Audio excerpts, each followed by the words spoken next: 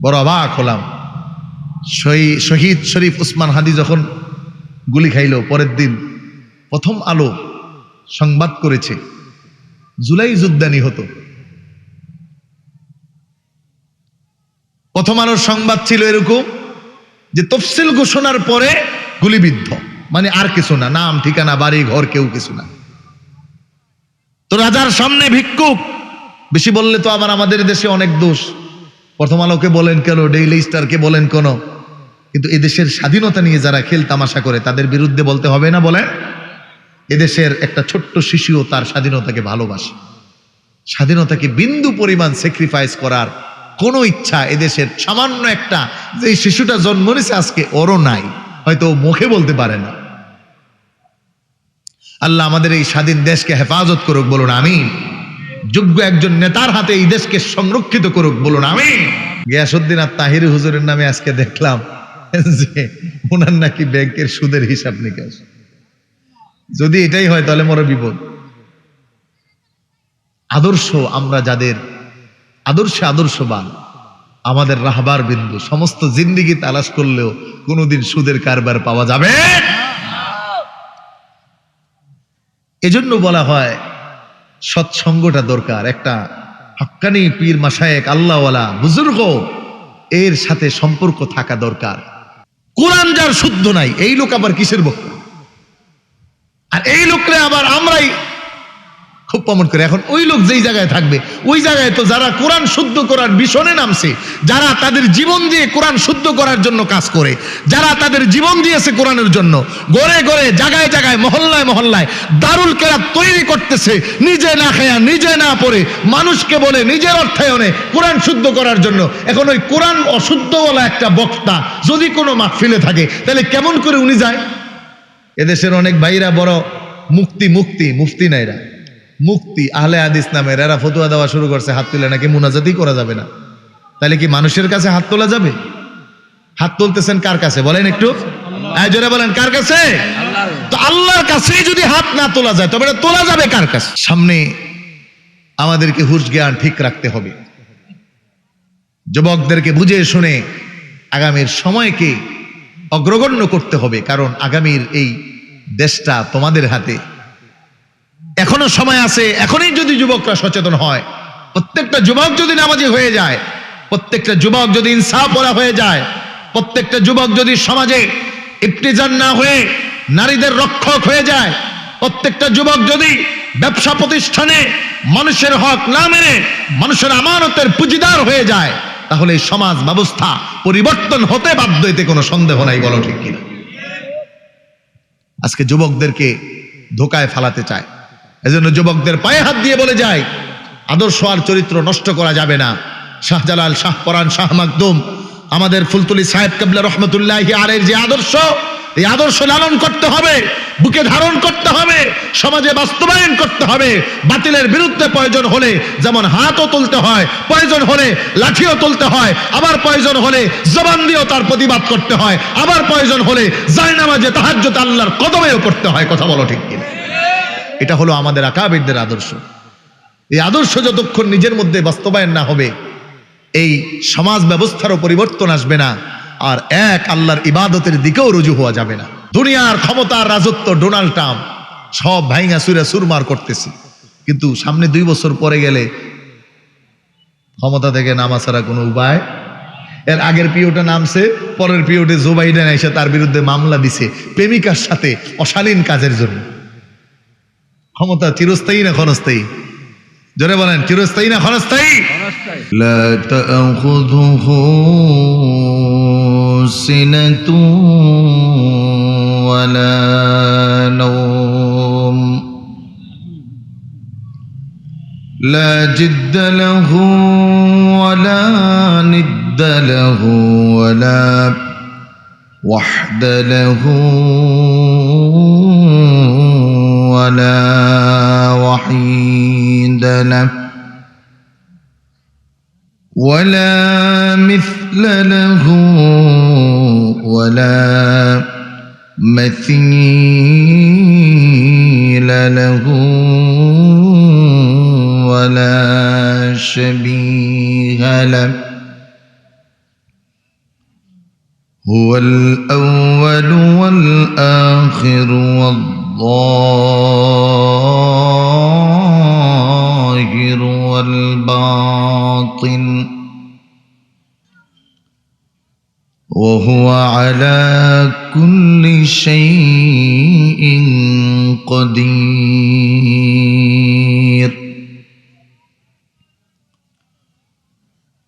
ونشهد أن سيدنا وسندنا وحبيبنا وحبيب ربنا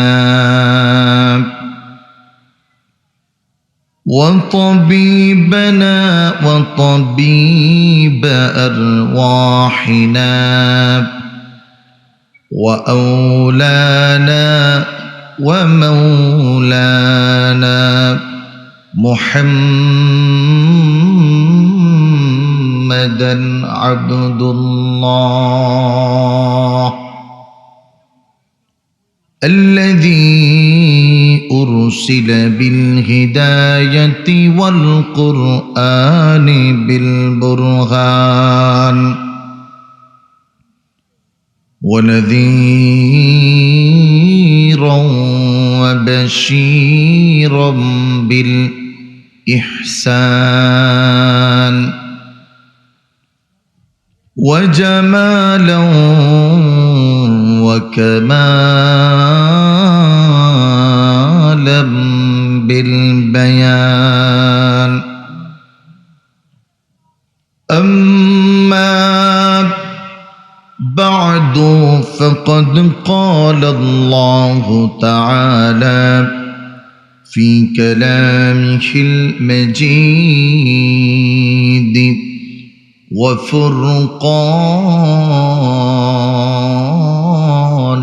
الحميد.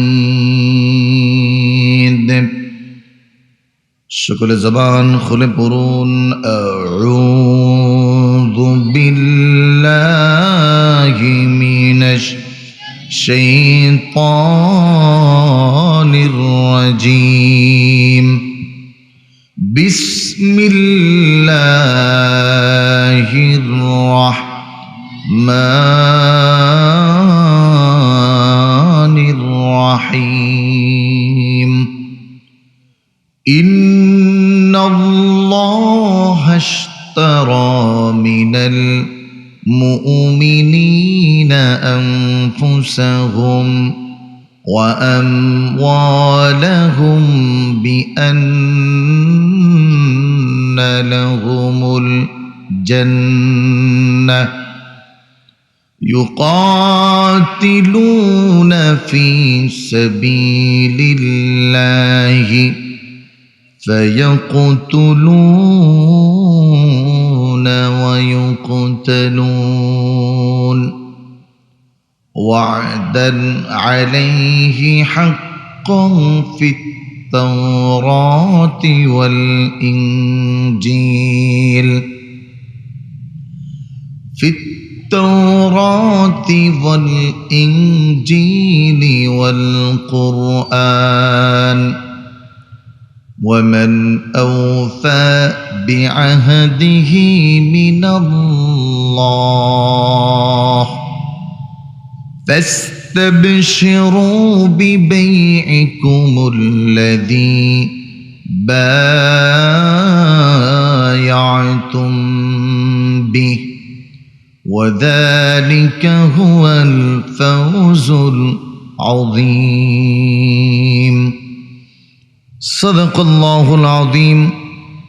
وقال رسول الله صلى الله عليه وسلم الجنة تحت ظلال السيوف أو كما قال عليهم الصلاة والسلام. وصدق رسوله النبي الكريم ونحن على ذلك من الشاهدين والشاكرين والحمد لله رب العالمين. وقال تعالى في شان حبيبه ومحبوبه ومعشوقه مخبرا وآمرا إن الله وملائكته يصلون على النبي يا أيها الذين آمنوا صلوا عليه وسلموا تسليما.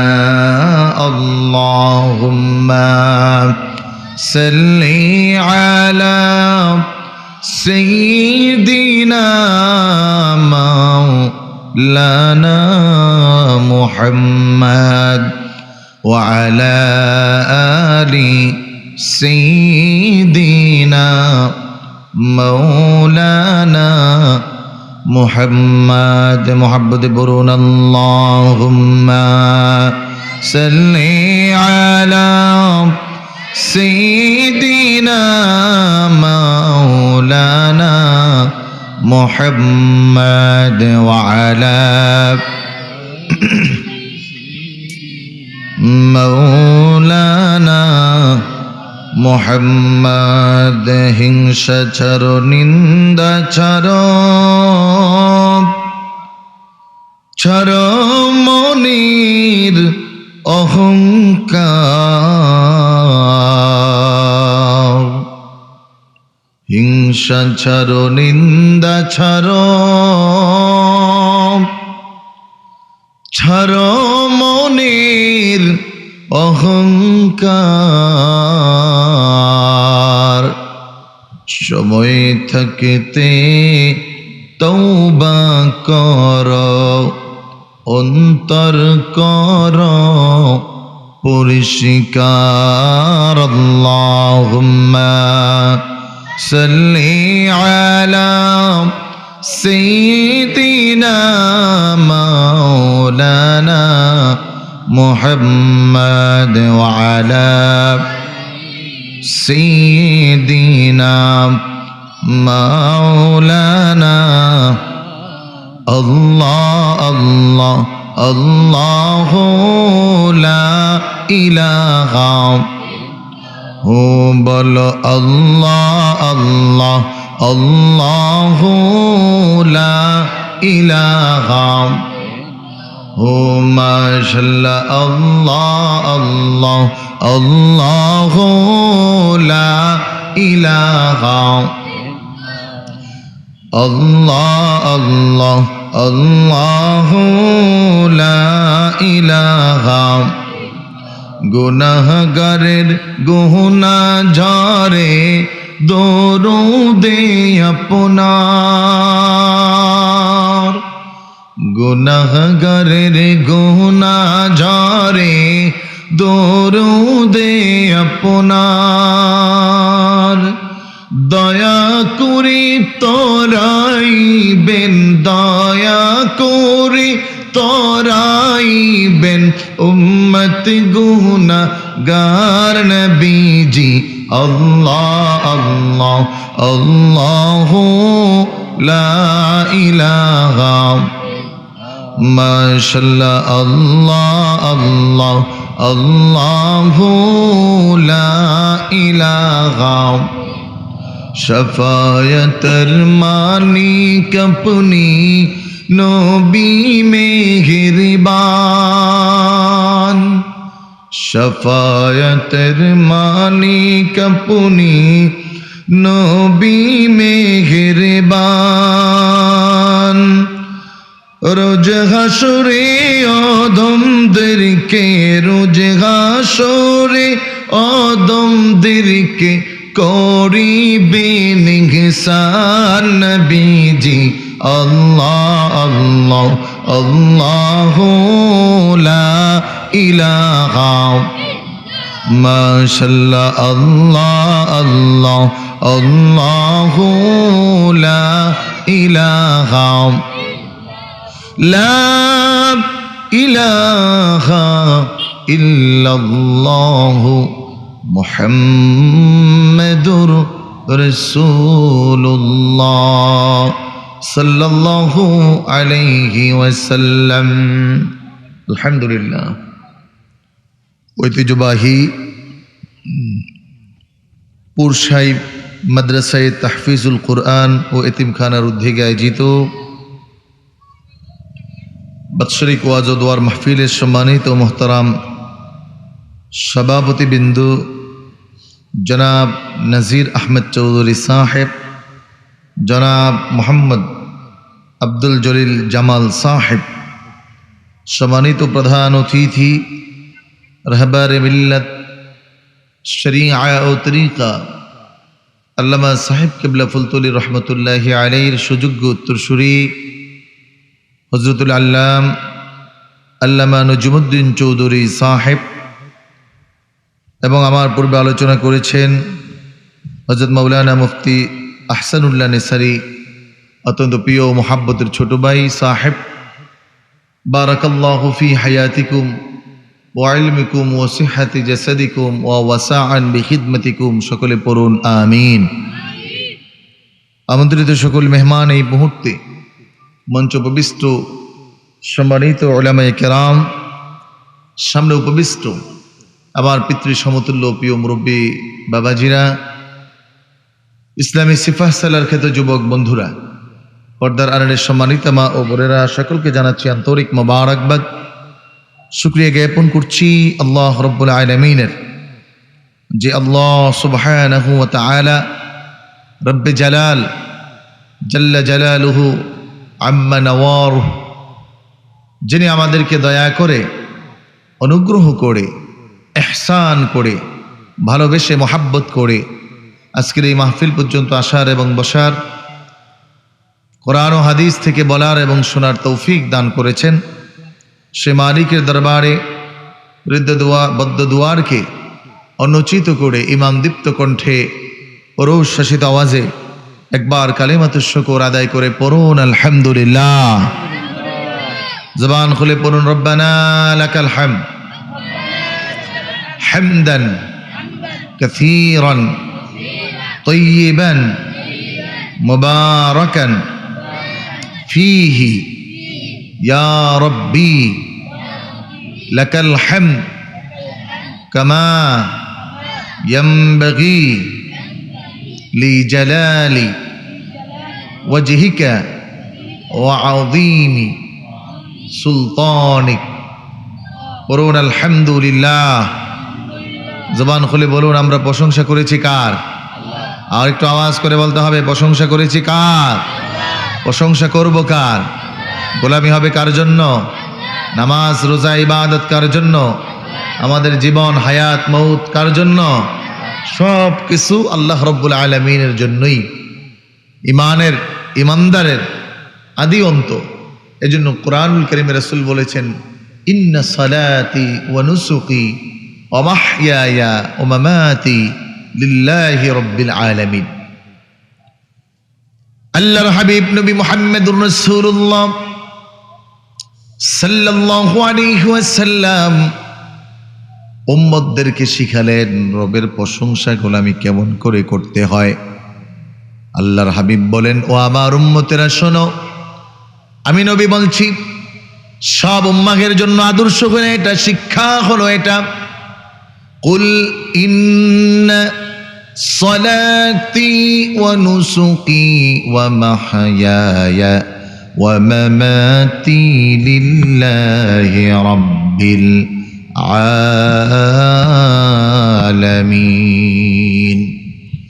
আল্লাহ রাব্বুল আলামিন মহাগ্রন্থ আল কোরআনে রাসূলের জবান দিয়ে রাসূলকে বললেন, নবী আপনি জানিয়ে দিন, বান্দার জীবনের তামাম যা কিছু আছে, বিল আমাল, যত ইবাদত বান্দা জীবনে করবে, যত গোলামি বান্দা করবে, সব গোলামি, সব ইবাদত, সব কিছু বান্দার হবে একজনের জন্য, তিনি আর কেউ নয়, আপনার আমার মহান মালিক আল্লাহ সুবহানাহু ওয়া তাআলা।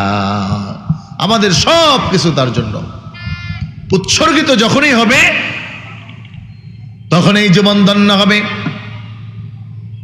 বলে ইন্না সলাতি ওয়া নুসুকি, যত ইবাদত আছে দৈহিক, যত ইবাদত আছে আর্থিক, সব ইবাদতের মালিক একমাত্র আল্লাহ রাব্বুল আলামিন।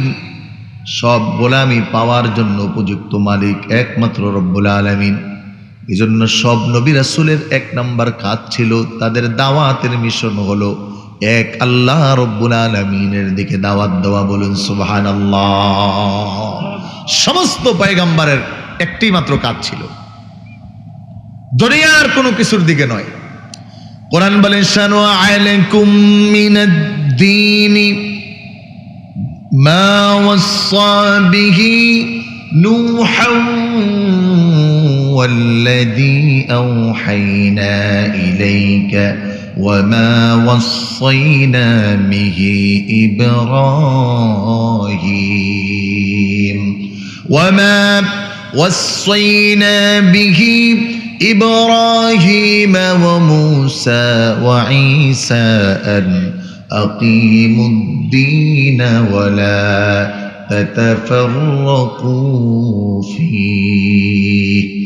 সব নবী রাসূলের আদর্শ ছিল এটা, সব নবী রাসূলের দাওয়াত ছিল এটা, আন আকিমুদ্দিনা ওয়ালা তাতাফাররাকু ফি, এক আল্লাহর দিকে পৃথিবীর সব মানুষকে ধাবিত করা, এক আল্লাহর দিকে সব মানুষকে দাওয়াত দিয়ে পৌঁছে দেওয়া, এই জমিনে তাওহীদের একত্ববাদ প্রকাশ করা। কারণ এই জমিনের তামাম মাখলুকাত যিনি তৈরি করেছেন তিনি আমার রব আল্লাহ। গোলামি যদি হয়, দাসত্ব যদি হয়, উপাসনা যদি হয়, ইবাদত যদি হয়, তাহলে তিনিই পাওয়ার যোগ্য। সম্মানিত ভাইরা, আমাদের জীবন দিয়েছেন কে? একটু জোরে বলতে হবে কে? আল্লাহ। এই যে জীবন আল্লাহ দিয়েছেন, আমরা কি কেউ বলছি আল্লাহকে যে আমাকে আল্লাহ পাঠান? পৃথিবীর কোনো মানুষ অ্যাপ্লিকেশন করছে? আমি জামিল বলি নাই আল্লাহ আপনি আমাকে পাঠান। রবের সিলেকশন। কারণ আমি জামিলের মতো 20 কোটি জামিল ওই এক ফোঁটা নাপাক পানির মধ্যে ছিল, কেউ তার পাওয়ার আর ক্ষমতার মধ্য দিয়ে দুনিয়ায় আসতে পারে নাই। সমস্ত পাওয়ার, ক্ষমতা আর রহমত যদি কারো থাকে তিনি আর কেউ নয়, তিনি আমার আপনার রব আল্লাহ। তার প্রশংসা নির্দ্বিধায় না চাইলেও করতে হয়। কারণ আল্লাহ রব্বুল আলামিন আপনাকে আমাকে পছন্দ করে পাঠালেন। পাঠানোর পর আল্লাহ রব্বুল আলামিন জানায়া দিলেন, ও আমার বান্দারা শোনো, দুনিয়ায় প্রত্যেকটি মানুষের সৃষ্টির পিছনে একটা উদ্দেশ্য থাকে, একটা লক্ষ্য স্থির করা হয়। আমি এই কাজটা কেন করব, আমি এইটা কেন বানাবো, আমি এই কাজটা কেন, কোন উদ্দেশ্য বানাবো, সব কিছুর একটা উদ্দেশ্য হয়। আল্লাহ রব্বুল আলামিন ডাক দিয়ে বলে, গোলাম আমি রব্বুল আলামিন তোমাদেরকে বানিয়েছি ও একটা উদ্দেশ্য করে। কোরআন বলে, ওয়ামা খালাকুতুল জিন্না ওয়াল ইনসা ইল্লা লিয়াবুদুন। আমি রব্বুল আলামিন তোমাদেরকেও একটা উদ্দেশ্য করে বানিয়েছি। তোমাদের কাজ আমি রব্বুল আলামিনের গোলামি করা। তোমাদের কাজ আমি রবকে চিনে বুঝে মেনে চলা। আমি রব যেমন আদেশ করেছি, আমি রব যেটার উপর আদেশ করা হয়েছে ওইটার উপর, ওই আদিষ্ট কাজের উপর কাজ করা। আবার আমি আল্লাহ সুবহানাহু ওয়া তাআলা যেই কাজকে নিষেধ করে দিয়েছি ওই কাজ থেকে দূরে থাকা।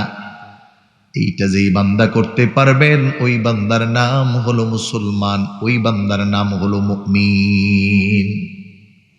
কারণ বাংলায় আমরা একটা কথা বলি, নুন খাও যার গুণ গাও তার।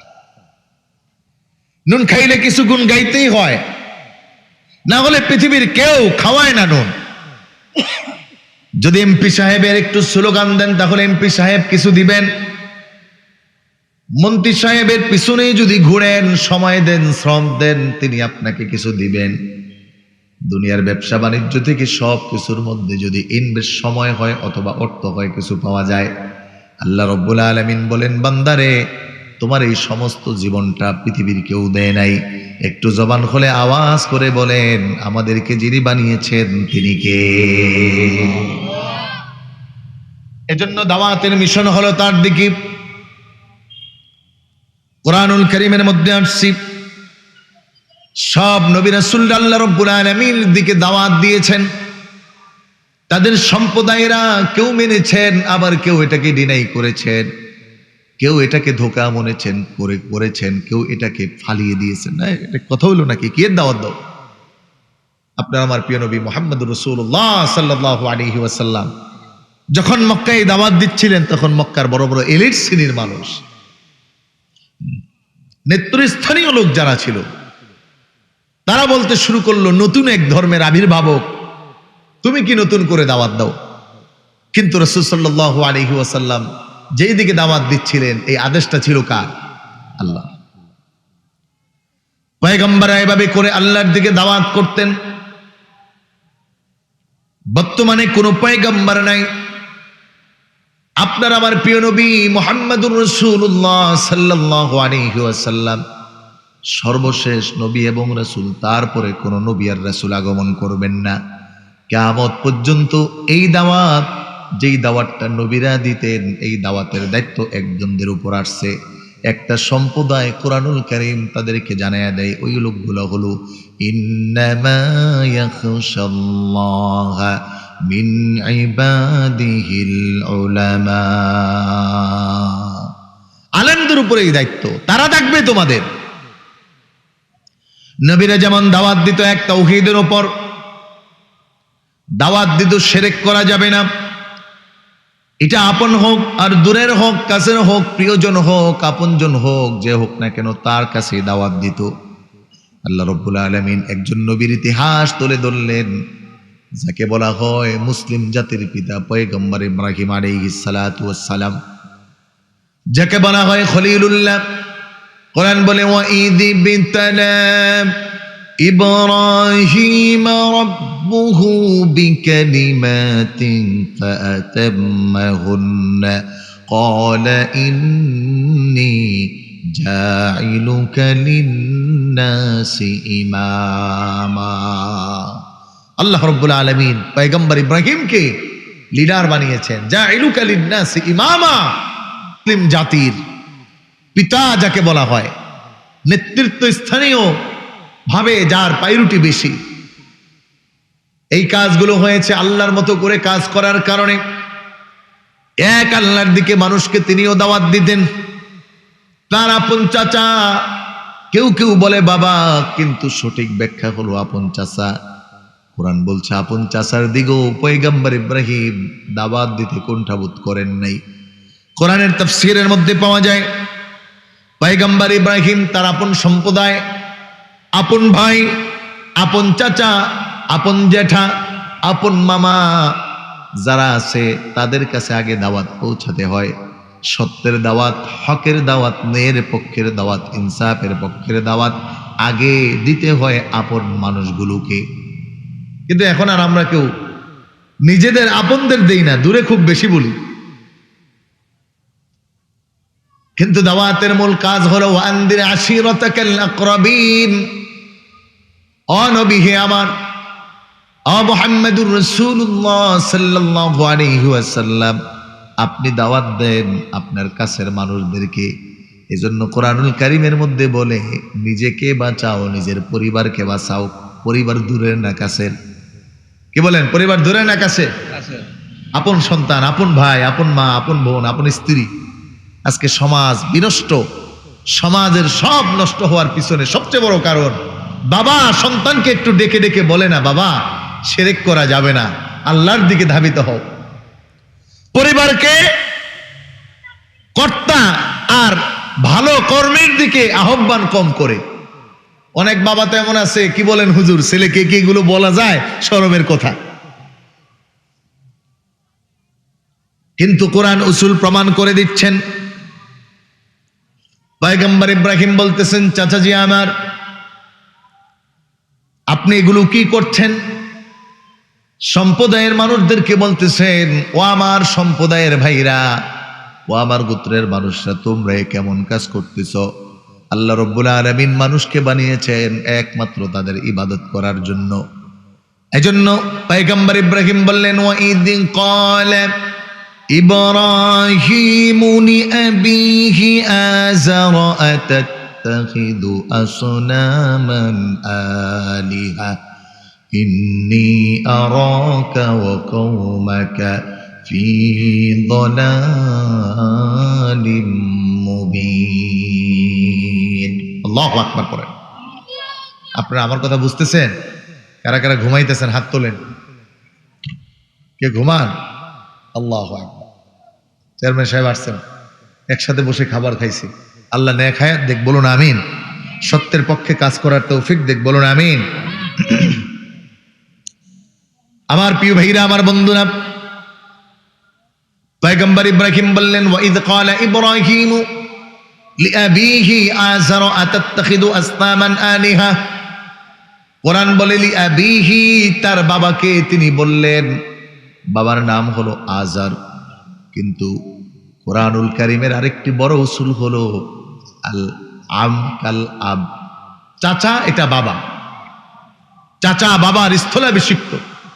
এজন্য চাচাকেও বাবা বলা যায়। এবং কিছু কিছু অঞ্চলে, যেমন সিরাজগঞ্জ অঞ্চলে, বড় চাচাকে বলে বড় বাবা, আবার ছোট চাচাকে বলে ছোট বাবা।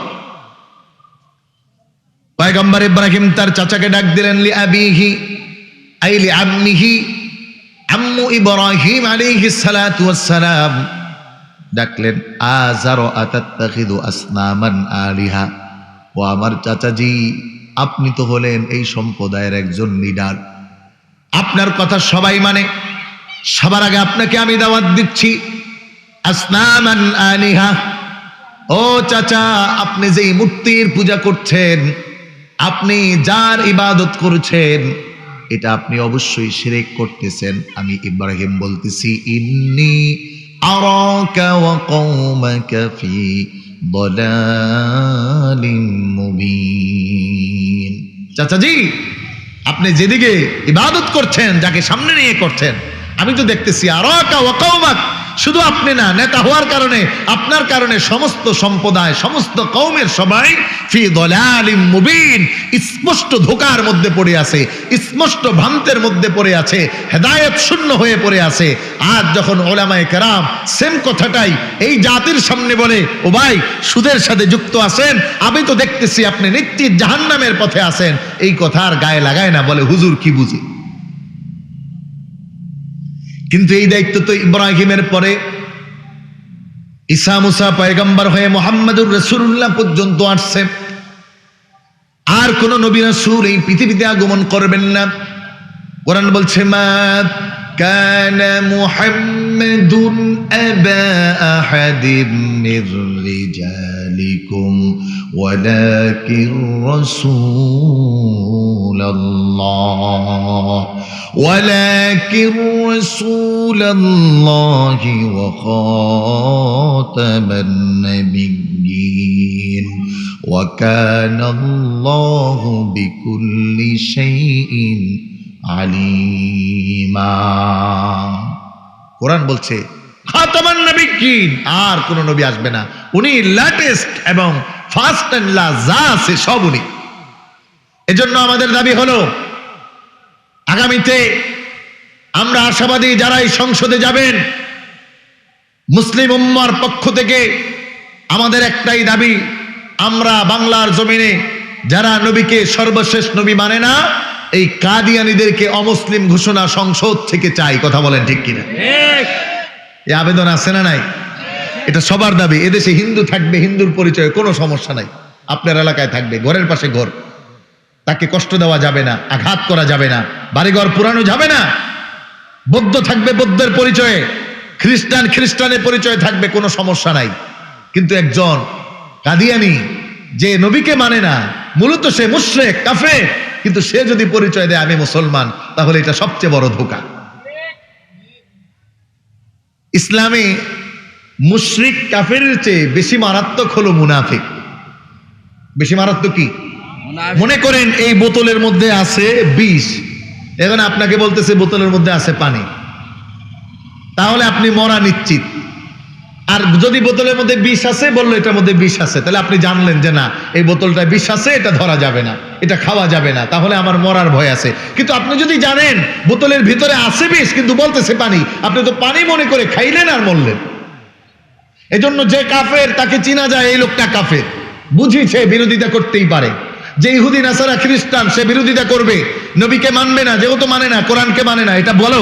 কিন্তু একজন বলতেছে আমি মুসলমান, আসলে সে মুসলমান না, মুসলমানের কাছে আসে তখন বলে আমি মুসলমান, আবার যখন কাফেরের সাথে যুক্ত হয় তখন সে বলে আমি তো মুসলমানদেরকে ধোঁকা দিছি, বলেন নাউজুবিল্লাহ। এই কাদিয়ানি সম্প্রদায় হলো এটা, রাসূলকে শেষ নবী মানতে চায় না। তারা বলে নবীর পরেও আরেকজন নবী আসছে, ওই যে ভারতের আহমদনগরে গোলাম শয়তান, এটা গোলাম আহমদ হতে পারে না, গোলাম শয়তান কাদিয়ানি পায়খানায় পড়ে মরছে, এরে তারা শেষ নবী মানে, বলেন নাউজুবিল্লাহ। বলছিলাম ভাইরা আমার, কিয়ামতের আগ পর্যন্ত আর কোন নবী রাসূল আসবেন না। নবী রাসূলের দায়িত্বটা উলামায়ে কেরামের উপর দেওয়া হয়েছে।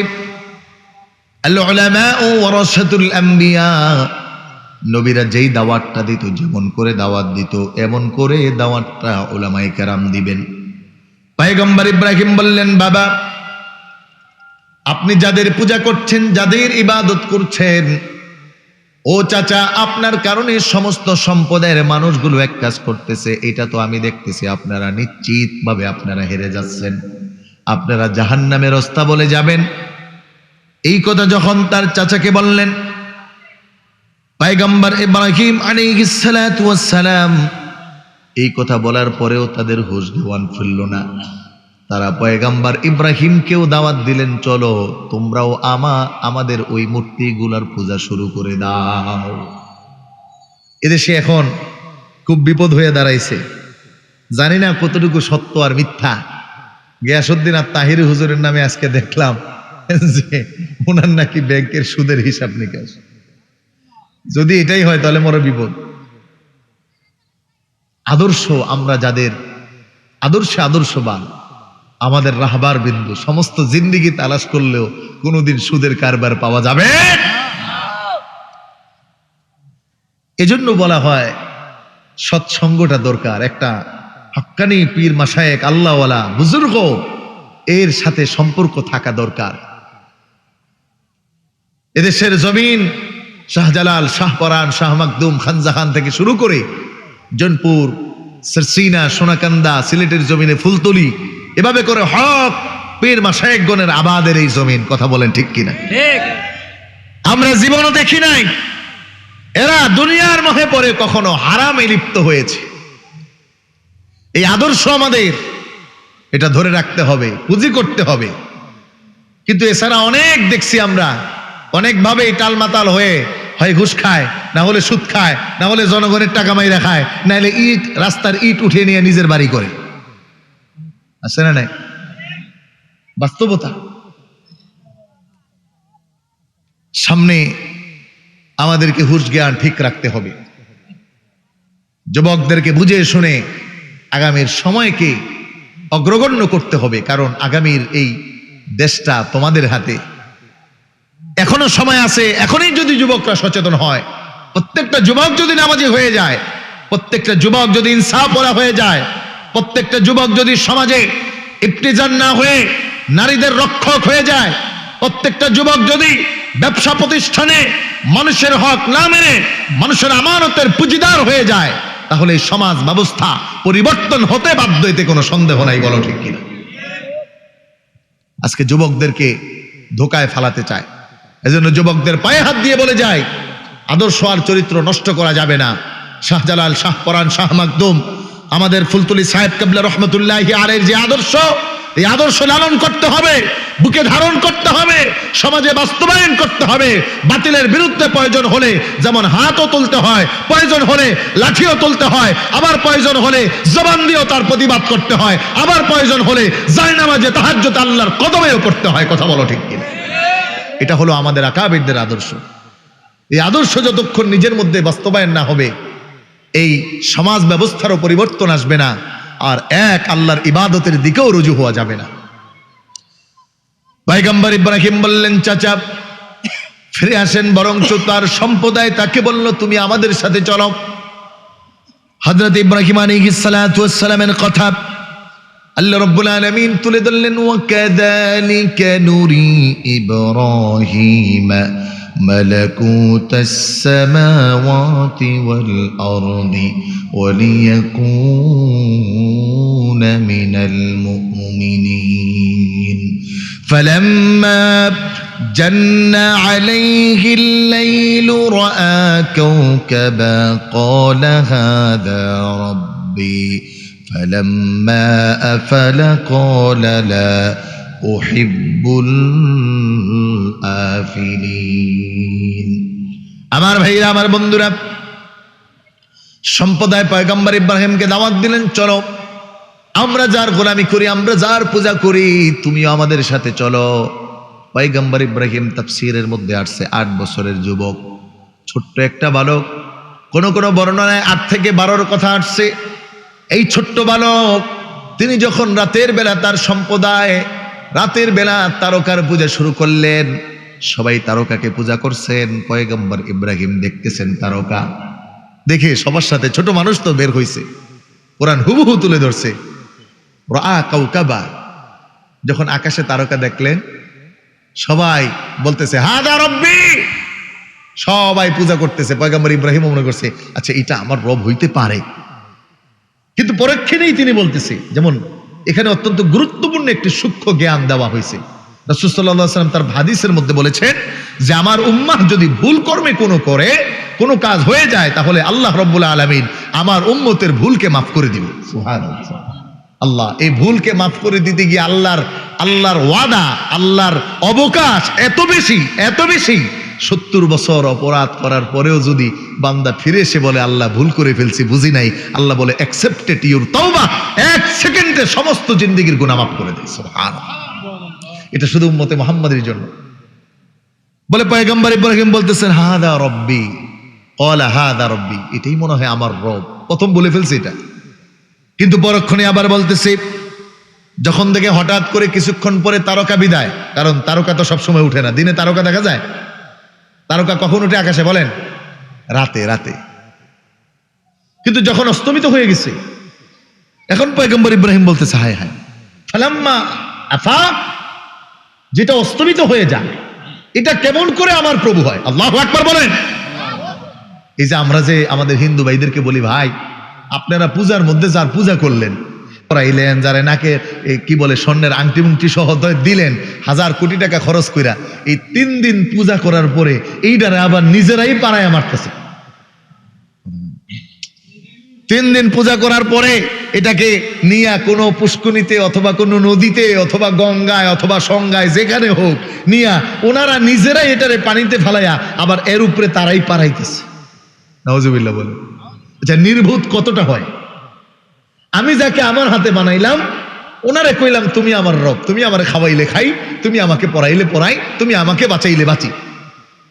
3 দিন এই কথা বলার পরে ওনারে দইরা নিয়া ছুবাইলাম পানিতে। এর চেয়ে বলদার বেকুব পৃথিবীতে হতে পারে? হ্যাঁ, কথা বলেন, হতে পারে?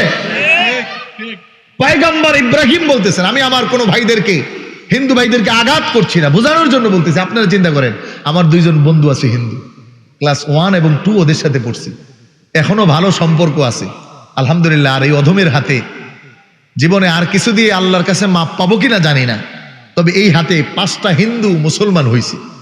ওয়ারজু মিন ইনদিল্লাহ, আমি আমার রবের কাছে আশা করি আল্লাহ কিয়ামতের দিন আমল দিয়েও যদি না পার করেন, তাহলে এই যে 5টা ছেলে মুসলমান হয়েছে এই হাতে, অন্তত এইটা দিয়ে মাপ পাওয়ার একটা আশা আছে না নাই? আল্লাহ, এটা বলি না, এই আলোচনার ফাঁকে চলে আসলো, বলার বিষয় না, এগুলো নিয়ে বলার কিছু না। হিন্দু ভাইদেরকে বুঝানোর স্বার্থে বলছি। আমার এই 2 বন্ধু বলে, দোস্ত বুঝি তো, সব কিছু করার নাই, আমি দাওয়াত দিলে আয়েশা গরুর গোশত ভালো করে খায়। আল্লাহ, আমারও দাওয়াত দেয়, ওদের বিয়েতেও দাওয়াত দিছে। ডোন্ট ওয়ারি, তুই টেনশন করিস না, বিয়েতে তোর জন্য স্পেশাল থাকবে, তুই এখন বক্তা মানুষ। বন্ধু তো, বন্ধু হলে তো বন্ধুর কথা অন্যরকম থাকে না, একেবারে ভোজন ফ্রেন্ড যাকে বলা হয়, খুব কাছের। তা আমি বলতেছি তোদের জন্য গত 26 বছর অপেক্ষা করতেছি, কবে বলবি কালিমা? কালিমা তো ডেলি কই, লা ইলাহা ইল্লাল্লাহ। মানে পরে, কিন্তু আসলে ইতিকাদ আসে না এখন। কিন্তু আশা আসতেও তো পারে, আশা ছাড়া যায় না, আশা রাখতে হয়। আল্লাহু আকবার। তো বলছিলাম পয়গম্বর ইব্রাহিম প্রথম বলতেছে যে আমার একটু ভুল হয়ে গেছিল, মিস্টেক হয়েছিল, ওয়ালা হাদা রব্বি, না জানি এটাই আমার রব। কিন্তু কোরআন বলে ইব্রাহিম আবার বলছেন ফালাম্মা আফালা ক্বালা লা উহিব্বুল আফিলিন, যেটা অস্তমিত হয়ে যায় এটাকে কেমন করে আমার রব মানতে পারি? না না, আমি এটাকে ভালোবাসি না, আমার রবও মানি না। আল্লাহু আকবার বল। দুনিয়ার ক্ষমতার রাজত্ব, ডোনাল্ড ট্রাম্প সব ভাইঙা চুরা চুরমার করতেছে, কিন্তু সামনে 2 বছর পরে গেলে ক্ষমতা থেকে নামা ছাড়া কোনো উপায়। এর আগের পিওটা নামছে, পরের পিওটে জো বাইডেন এসে তার বিরুদ্ধে মামলা দিছে প্রেমিকার সাথে অশালীন কাজের জন্য। ক্ষমতা চিরস্থায়ী না ক্ষণস্থায়ী? জোরে বলেন, চিরস্থায়ী না ক্ষণস্থায়ী? বলে দুনিয়ার সব মানুষের ক্ষমতা এটা ক্ষণস্থায়ী, চাওয়া ক্ষণস্থায়ী, মানুষের যা কিছু আছে এটা ক্ষণস্থায়ী, চিরস্থায়ী নয়। ইব্রাহিম আলাইহিস সালাতু ওয়াস সালাম শিখাচ্ছে, ও দুনিয়ার মানুষ শোনো, আমি যাকে রব মানি, আমার যিনি রব, আমার কাছ থেকে যিনি ইবাদত পাওয়ার যোগ্য, আমি যার কাছে চাইতে পারি এমন একজনের কাছেই তো চাওয়া দরকার, যার কোনো অভাব নাই, যার কাছে কিছুর অভাব নাই, যিনি কারো কাছে চায় না। আর আমরা চাই দুনিয়ায় মানুষের কাছে, দৌড় মেরে যাই তার কাছে, ভাইদের ওমা উনি তো আরেক চানেওয়ালা। ঘটনা মনে পড়ছে একটা, শুনবেন আপনারা? আল্লাহু আকবার। 149 হিজরিতে জন্ম, যতটুকু মনে পড়তেছে, বাদশাহ হারুনুর রশিদ, খুব প্রিয় বাদশাহ এবং আল্লাহর খুব ইবাদতওয়ালা বাদশাহ। এবং বাদশাহ হারুনুর রশিদের যে স্ত্রী ছিল জুবাইদা রাহিমাহুল্লাহু তাআলা আনহা, তিনি অনেক বড় আবেদা ছিলেন। নাহারে জুবাইদা তিনি মিশর থেকে, বাগদাদ থেকে হাজিদের জন্য সেই আরাফার ময়দান পর্যন্ত করে দিয়েছেন। আজ থেকে কত বছর আগে যে হাজিদের পানি লাগবে, বাগদাদ শহর থেকে একটা ড্রেন করে দিয়েছেন আরাফার ময়দান পর্যন্ত। সুবহানাল্লাহ বলবেন না? আপনি আমি কি খেদমত করি আর কয় টাকা দিই? ওই যুগে বাগদাদ থেকে আরাফা পর্যন্ত একটা ড্রেন ইটা মাটি সুরকি দিয়ে করা, চারটিখানি কথা। তো এই বাদশাহ হারুনুর রশিদের রাজপ্রাসাদের সামনে সব সময় 2 জন ফকির বসে থাকতো। কয়জন? জোরে বলেন, কয়জন? তিনি দানবীর ছিলেন, কখনো খোটা দিতেন না, ভালো মানুষ। তো তিনি প্রতিদিন যখন রাজপ্রাসাদ থেকে বের হতেন রাজ্যের কাজে, এই যাওয়ার সময় 2 ফকিরকে 2 দিরহাম করে দিয়ে যাইতেন। বর্তমান বাজার মূল্য মিনিমাম 3000 টাকা। কত হাজার? ওই সময় 1 দিনার এটা স্বর্ণের ছিল, স্বর্ণের। ধরেন আমাদের দেশে 1 টাকা বা 5 টাকার কয়েন আছে না, এরকম একটা দিনার এটা ছিল স্বর্ণ। ওই সময় পরিমাপ হতো স্বর্ণ দিয়ে। তো এই 2টা করে দিয়ে যাইতেন। এরপরে তৈরি হতো রূপা দিয়ে, 2টা করে দিয়ে যাইতেন, দিনার যেটাকে বলা হয়। তো মিনিমাম যদি রূপারটাও ধরি, তাহলে রূপা এখন 1500 টাকা, মিনিমাম 3000 টাকা প্রতিদিন দিতেন। খুব ভালো।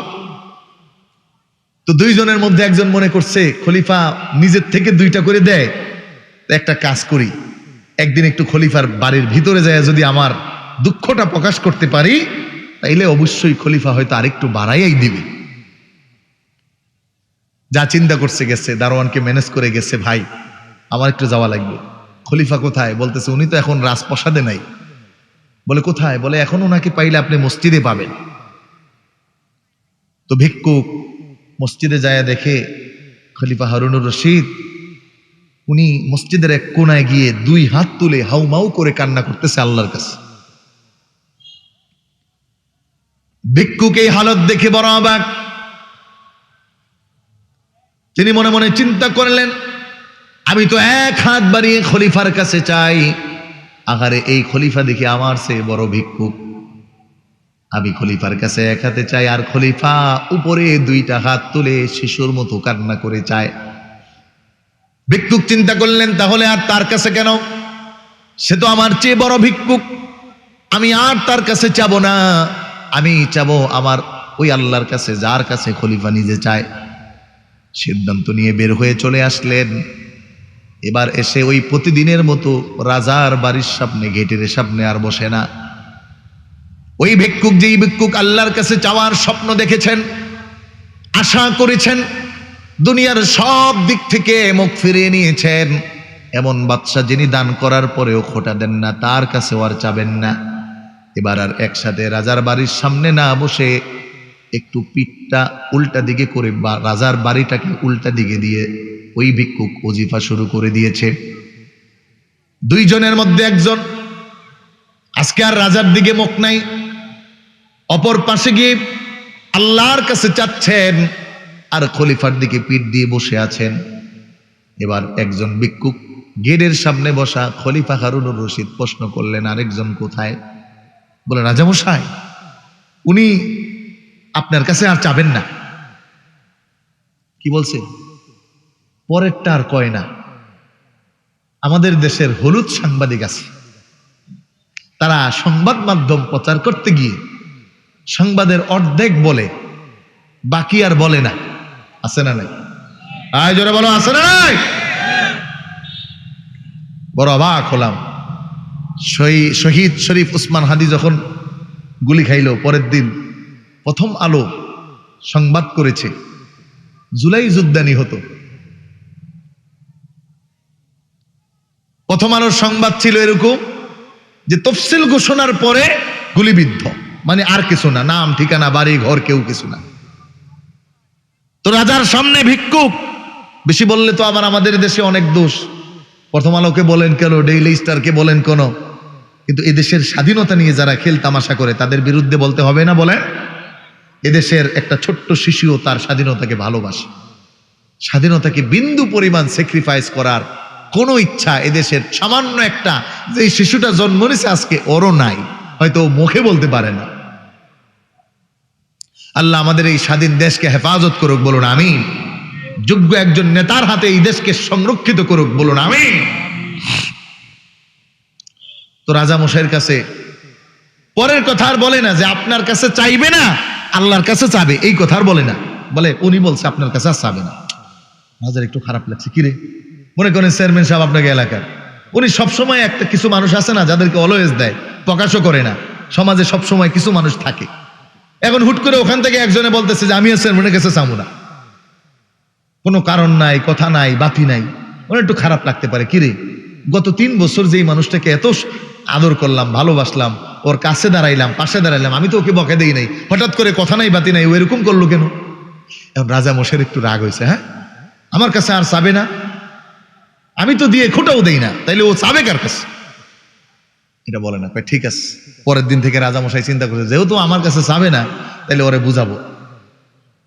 ওই চাটুকার যেই ভিক্ষুক, এরে এবার রাজা মশাই প্রতিদিন 2 দিরহামের সাথে একটা করে মুরগি তাজা একেবারে ভুনা করে রান্না করে ফ্রাই, আমাদের দেশে মুরগির ফ্রাই আছে না, যুবকরা খান, এটা করে এটারে একদম এটার মোরল খুব ভালো প্র্যাকটিস করে ওইটার ভিতরে স্বর্ণের একটা করে টুকরা ঢুকাইয়া প্রতিদিন এই ওর জন্য নিয়ে আসে 2টা করে মুরগি।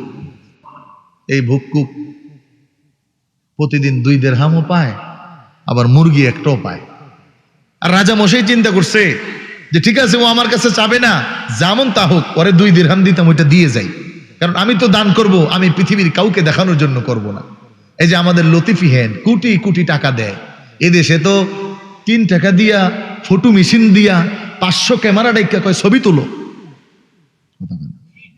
বন্যা কবলিত এলাকা, চাইলের বস্তা নিচে একটা, শীতের সময় সব মিলে কম্বল নিচে 5টা, ক্যামেরা নিচে 500। আছে না নাই?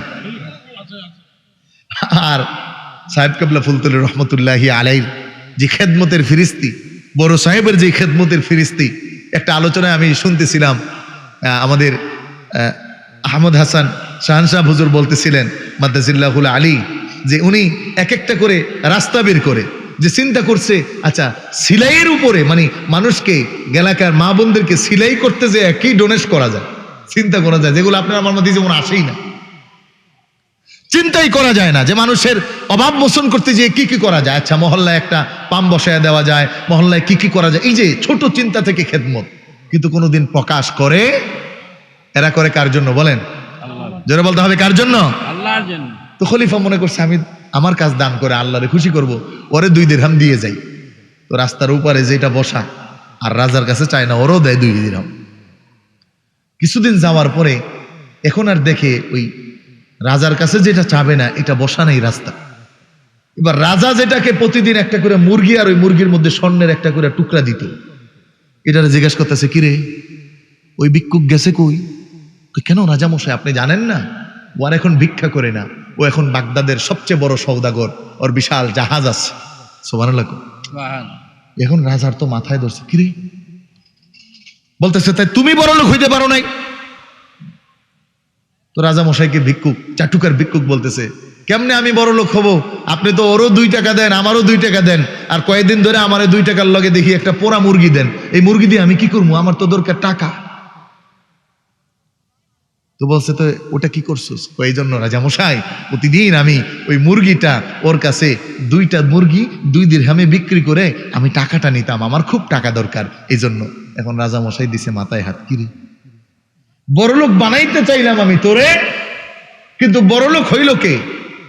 যে দুনিয়াকে ফেলে দুনিয়ার মানুষের কাছে চাওয়া ছেড়ে দুনিয়ার রাজত্বের কাছে নত হওয়া ছেড়ে চাইছে কার কাছে বলেন? আয় জোরে বলেন কার কাছে? পয়গম্বর ইব্রাহিম দাওয়াত দেয়, ও বাবা ও চাচা ও সম্প্রদায় কার কাছে মাথা নত করো? যার কোনো সিকিউরিটি নাই, ও আমার বিধর্মী ভাইরা, তোমাদের জন্য আমাদের পক্ষ থেকে কোরআনের আওয়াজ, রাসূলুল্লাহর আওয়াজ। তোমরা আমার ভাই, তোমাদের আমাদের বিরোধিতার দরকার নাই, কিন্তু বলি কার কাছে চাও? যেইটা তুমি নিজ হাতে বানাও, খের দিয়ে বানাও, মাটি দিয়ে বানাও, আবার ওইটার কাছে চাই আবার নিজে ওইটাকে পাড়া দিয়ে চুবাও। আহারে নির্বুত কত হতে পারে মানুষ। এজন্য পয়গম্বর ইব্রাহিম বললেন ফালাম্মা আফালা ক্বালা লা উহিব্বুল আফিলিন, আমি ইব্রাহিম যেটা ক্ষণস্থায়ী, যেটা অস্তমিত হয়ে যায়, ডুবে যায়, তার কোনো ইবাদত করতে পারি না, এবং আমি ইব্রাহিম তার বান্দাও হতে পারি না। কোরআন আবার বলে সম্প্রদায়রা আবার তাকে ডাকলো, ও ইব্রাহিম, এবার আরো বড় একটা উঠছে, আসো।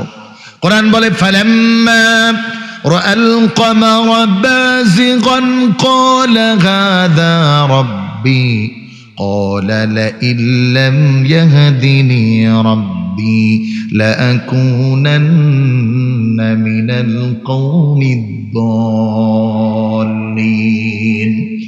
যখন এবার রাতের আকাশে বড় করে চাঁদ উঠল, সব মানুষগুলো চাঁদের পূজা শুরু করে দিল। পয়গম্বর ইব্রাহিম তিনিও বের হলেন, সম্প্রদায় ডাক দিয়েছেন। 8 বছরের যুবক ইব্রাহিম যখন চাঁদ দেখলো, পয়গম্বর ইব্রাহিম মনে করছেন এটা তো তারার চেয়ে আরেকটু বড়, সম্প্রদায়রা এই জন্য খোদা মানে মনে হয়। তিনিও প্রথম বলতেছেন হাদা রব্বি, হইতে পারে। কিন্তু যখন ফালাম্মা আফাক, অস্তমিত হয়ে গেল, পয়গম্বর ইব্রাহিম বলেন ক্বালা লা ইল্লাম ইয়াহদিনি রাব্বি, আমাকে আমার রব ছাড়া কেউ হেদায়েত দেখাতে পারবে না। এজন্য আমাদের জীবনে যত প্রয়োজন আছে, আমাদের জীবনের যত আয়োজন আছে, আমাদের জীবনের যত মুসিবত আছে, যত বিপদ আছে, একটু জবান খুলে বলুন তো, যিনি সব বিপদ থেকে বাঁচাতে পারেন তিনি কে? এজন্যই তো বলে আল্লাহ আমার রব, এই রবি আমার সব। বলো আল্লাহ আমার রব, জবান খুলে বলুন আল্লাহ আমার রব, এই রবি আমার সব। বলো আল্লাহ আমার রব, এই রবি আমার সব। দমে দমে তনু মনে তারি অনুভব, তোমার দুনিয়াতে আমি যেদিকে তাকাই, অথই নিয়ামতে ডুবে আছি যে সবাই। আল্লাহু আকবার বলেন। নিয়ামত সব কার? বলুন তো নিয়ামত কার? আরেকটু আওয়াজ করে বলুন কার?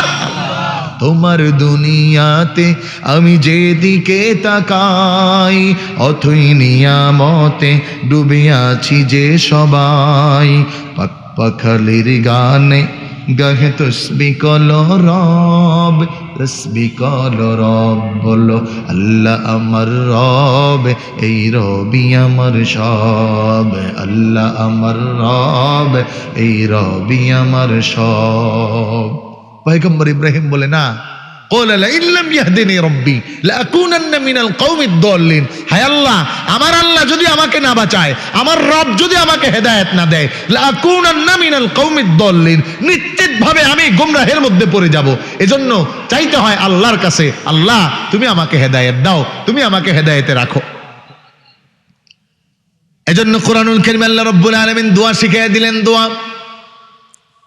পয়গম্বর ইব্রাহিম যেমন দোয়া করলেন লা ইল্লাম ইয়াহদিনি রাব্বি আল্লাহ ছাড়া কেউ হেদায়েত দিতে পারে না জোরে বলেন হেদায়েত দিতে পারে কে আল্লাহ কোরআন বলে ইন্নাকা লা তাহদি মান আহবাবতা ওয়ালাকিন্নাল্লাহা ইয়াহদি মান ইয়াশা এক আল্লাহ রাব্বুল আলামিন পারেন হেদায়েত দিতে এজন্য দোয়াও শিখিয়ে দিলেন ও মুমিনেরা ও ইমানদারেরা ও আমার গোলামেরা ও রাসূলের উম্মতেরা তোমরা দোয়া করো বারবার আল্লাহর কাছে আল্লাহ গো আপনি আমাদেরকে হেদায়েত দেন কোরআন বলে রব্বানা লা তুজিগ কুলুবানা বা'দা ইদ হাদাইতানা ওয়া হাব লানা মিন লাদুনকা রাহমাহ ইন্নাকা আনতাল ওয়াহ্হাব আল্লাহর কাছে দোয়া করতে হয়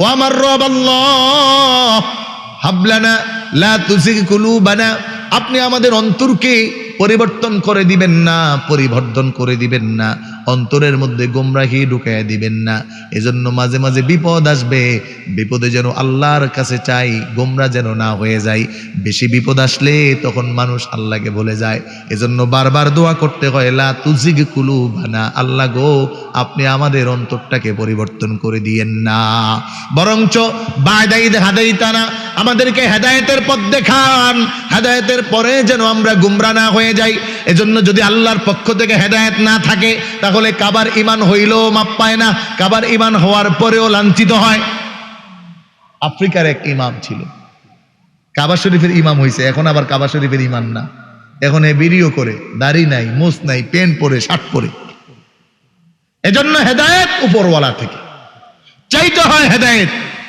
হেদায়েত যদি না পাওয়া যায় পাওয়ার পরেও এটাকে ধরে রাখতে হয় আল্লাহর কাছে বলে বলে যে আল্লাহ আপনি আমাকে হেদায়েত দেওয়ার পরে গোমরা কইরেন না একটু হেদায়েত পায়েই মনে না করা যে আমি তো একেবারে ভালো হয়ে গেছি কারণ গোমরা হতে সময় লাগে ইমামে আজম আবু হানিফা রাহিমাহুল্লাহু তাআলা আনহু বলতেন যে একজন 80 বছরের বৃদ্ধ মহিলাও যদি কোন এক রুমে থাকে আর আমাকে যদি সেখানে দেওয়া হয় তাহলে আমি ভয় করি আমার আল্লাহকে না জানি ওই জায়গায়ও শয়তান আমারে ধোঁকা দিয়ে দেয় আর আমাদের অবস্থা দেখলে মনে হয় যে কি এর হুজুর ধোঁকা দিবে আমরা তো পুরা পিসাব জান্নাত সব আমগো বাড়িতে এরকম কিছু চেহারা আছে না নাই চিন্তার মানুষ আছে না নাই কিন্তু না দোয়া করতে আল্লাহ বা'দা ইদ হাদাইতানা ওয়া হাব লানা মিন লাদুনকা রাহমাহ আল্লাহ গো আপনি হেদায়েতের পরে আমাকে গোমরা করবেন না আর আমাকে আপনার রহম দিয়ে হেদায়েতের পথ বাতায় দেন আল্লাহু আকবার আপনি আমাকে আপনার রহম দিয়ে বাঁচান আল্লাহর রহম ছাড়া বাঁচার কোনো উপায়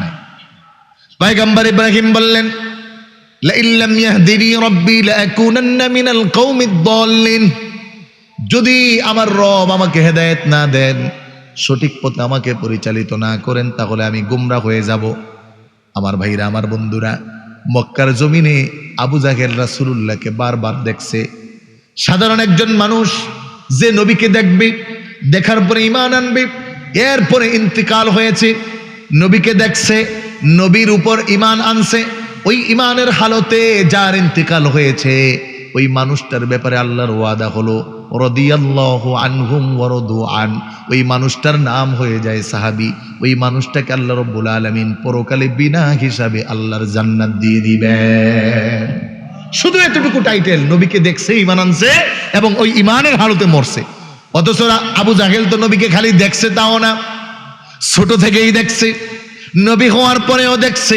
বারবার রাসূলুল্লাহর মর্যাদার সামনে পড়ে গেছে নবীজি মুহাম্মদুর রাসূলুল্লাহ সাল্লাল্লাহু আলাইহি ওয়াসাল্লামের সামনে বারবার ঈমানের পরীক্ষায় পড়েও ঈমান আনতে পারে নাই আপনারা জানেন একদিনের ঘটনা হাতের মধ্যে পাথর ভাতিজা কও কি নবীজি কয় আমি না বলে যদি হাতের পাথরটা বলে আমি কে তাহলে বুঝবানি কে সুবহানাল্লাহ বলেন সুবহানাল্লাহ যখন পাথর বলছে আন্নাকা মুহাম্মদুর রাসূলুল্লাহ আপনারা ঘটনা জানেন এজন্য আমি বলছি না তাফসিরে যাচ্ছি আমি আমার মূল আলোচনায়। তো পাথরের কথা যখন বলছে, আবু জাহেল কইতেছে, ভাতিজা এতদিন তো যা তোমার জাদুবিদ্যা ছিল এই মানুষের উপরে, এখন তো দেখি পাথরের মধ্যে জাদু ঢুকাইছে। নাউজুবিল্লাহ। তার মানে হেদায়েত আল্লাহর পক্ষ থেকে আসে নাই। এজন্য হেদায়েতের জন্য দোয়া করে, আল্লাহ আপনি আমাদেরকে হেদায়েত শূন্য করবেন না। পয়গম্বর ইব্রাহিম শিখালেন, ও দুনিয়ার মানুষ শোনো, যদি তোমার রব তোমাকে হেদায়েতের পথে না পরিচালিত করেন বড় মুসিবত হয়ে যাবে। এই জন্য বারবার আল্লাহর কাছে হেদায়েত চাওয়া, আল্লাহর কাছে দোয়া করা, কাকুতি মিনতি করা। এই জন্য রাসূল বলেন, মাল্লাম ইয়াসআলিল্লাহা ইয়াগদাবা আলাইহি, যে আল্লাহর কাছে চায় না আল্লাহ রাব্বুল আলামিন তার উপর রাগান্বিত হয়। এখনো যদি আমি এখানে বলি আজকে সারাদিনে একবারও মুনাজাত করেন নাই, কে আছেন হাত তোলেন, অনেকে ধরা খায় যাবেন। 24 ঘন্টায় একটু আল্লাহর কাছে হাত তোলার টাইম হয় নাই। আর যাই তুলমু এখন আবার ফতুয়া দিয়ে তা বদ্ধ করে দিতেছে। এদেশের অনেক ভাইরা বড় মুফতি নাইরা, মুক্তি আহলে হাদিস নামের, এরা ফতুয়া দেওয়া শুরু করছে হাত তুলে নাকি মুনাজাতই করা যাবে না। তাহলে কি মানুষের কাছে হাত তোলা যাবে? হাত তুলতেছেন কার কাছে বলেন একটু, জোরে বলেন কার কাছে? তো আল্লাহর কাছেই যদি হাত না তোলা যায় তবে এটা তোলা যাবে কার কাছে? এটা বুঝতে কি আর মুফতি হওয়া লাগে, মুহাদ্দিস হওয়া লাগে? হাত তুলবেন কার কাছে বলেন? ভিক্ষুক হবেন কার কাছে? কার কাছে? আল্লাহু আকবার। আল্লাহর কাছে নত হওয়া, যতবার পাওয়া যায় আল্লাহর কাছে নত হওয়া। এই জন্য রাসূল বলেন, বেশি বেশি আল্লাহর কাছে চাও। আল্লাহ বলেন, যদি আমার কাছে না চাও তাইলে আমি রাগ করি। আর দুনিয়ার মানুষের স্বভাব, দুনিয়ার মানুষের কাছে চাইলে সে রাগ করে। বাবা হোক, ভাই হোক, বড় ভাই হোক, দুলাভাই হোক, আপন যে হোক, একটা জিনিস চাইছেন দেয় নাই, আবার চাইছেন, রাগ করবে কি করবে না? আর আল্লাহ বলে, চাইছো পাও নাই, আবার চাইছো এর চেয়ে ডাবল পাইবা, আবার চাইছো তার চেয়ে ডাবল পাইবা। আল্লাহু আকবার, আল্লাহু আকবার। কোরআন বলে, সাআলাকা ইবাদি আন্নী ফাইন্নী করিব, আমার কাছে চাইতে দেরি হয়, আমি তোমাকে দিতে দেরি হয় না বান্দা, তুমি হয়তো বুঝো না। আপনি চাইলেন, আল্লাহ আমারে 5 লাখ টাকা দেন। এখন দোয়া কবুলের সূরত 3টা। দোয়া কবুলের সূরত কয়টা? জোরে বলেন কয়টা? 3টা। একটা হলো ডাইরেক্ট 5 লাখ টাকা পাইছেন, এটা একটা কবুল হইছে। আরেকটা হলো আল্লাহ রাব্বুল আলামিন আপনাকে দুনিয়ায় 5 লাখ টাকা না দিয়া আখিরাতে এই দোয়ার পরিবর্তে একটা জাযা দিয়ে দিবে, এটা একটা কবুল। আরেকটা হলো আপনাকে আল্লাহ তাআলা সরাসরি 5 লাখ টাকা হাতে না দিয়া 5 লাখ টাকার বিপদ থেকে বাঁচায় দিবে। একটা অ্যাক্সিডেন্ট হয়ে 5 লাখ 10 লাখ যায় না? কয়দিন আগে আমার খুব কাছের মানুষ হঠাৎ করে বলে, হুজুর কোনো কারণ নাই হঠাৎ পা চুলকাইলো, একটু বেশি করে চুলকাইলাম, দেখলাম পায়ে রক্ত জমে গেছে। এই রক্ত জমতে জমতে অল্প কিছুদিনের মধ্যে ডাক্তারের কাছে গেলাম, ডাক্তার বলল এই পা কেটে ফেলতে হবে, যদি এটা না কাটেন তাহলে সমস্ত পা পচে যাবে। কয়দিন লাগলো? একটা ছোট্ট ফোড়া, এই ফোড়া থেকে এমন বিপদ হয়ে যাইতেছে 10 লাখ 20 লাখ 50 লাখেও কাজ হচ্ছে। তাইলে 3টা সূরতে দোয়া কবুল হয়। এক হলো যা চাইছেন তা সরাসরি আপনি পাইছেন, আরেকটা হলো চাইছেন ওটা কবুল হয়েছে, ওটা পরকালে আপনার জন্য বাকি আছে। আরেকটা হলো চাইছেন ওইটাও কবুল হয়েছে, তবে ওইটা নগদ যা যেভাবে চাইছেন ওভাবে না পায়া অন্যভাবে পাইছেন। এখন আমাদের চিন্তা হলো নগদ যা পাও হাত পেতে লও, বাকির খাতায় শূন্য, দুনিয়াটা মস্ত বড়, খাও দাও ফুর্তি করো, খালি যা পাও খাও, হালাল হারাম গু পচা দুর্গন্ধ কিছু দেখা দরকার নেই। কিন্তু এটা ঈমানদার না। রবের কাছে চেয়ে হালাল এর ব্যাপারে আবেদন করা, চাওয়া, যা আছে জীবনে যত প্রয়োজন। আপনার ছেলে বিদেশ যাবে, আল্লাহকে বলেন। আপনার মেয়েটা অসুস্থ, বিবাহ হচ্ছে না, আল্লাহকে বলেন। এখন কিছু কিছু মানুষ আবার আছে, এরা কয় হুজুর কইতে কইতে তো 3 বছর গেল, এখনো তো আল্লাহ শুনলো না। আমি একবার এরকম এক মুসল্লি পাইছি, বলে হুজুর বিপদে আছে। ভালো বিপদে আছেন তো কোরআনে আসছে ওয়াস্তাঈনু বিস-সাবরি ওয়াস-সালাহ, বিপদে আসো তো নামাজ পড়ো, ধৈর্য ধরো, আল্লাহ বিপদ দূর করে দিবে। তো বললাম ওনাকে নামাজ পড়েন, ধৈর্য ধরেন। এখন উনি 1 সপ্তাহ যাওয়ার পরে আইছে, হুজুর 1 সপ্তাহ নামাজ পড়লাম, বিপদ তো গেছে না। এরকম যদি চিন্তা হয় তাহলে তো মহাবিপদ।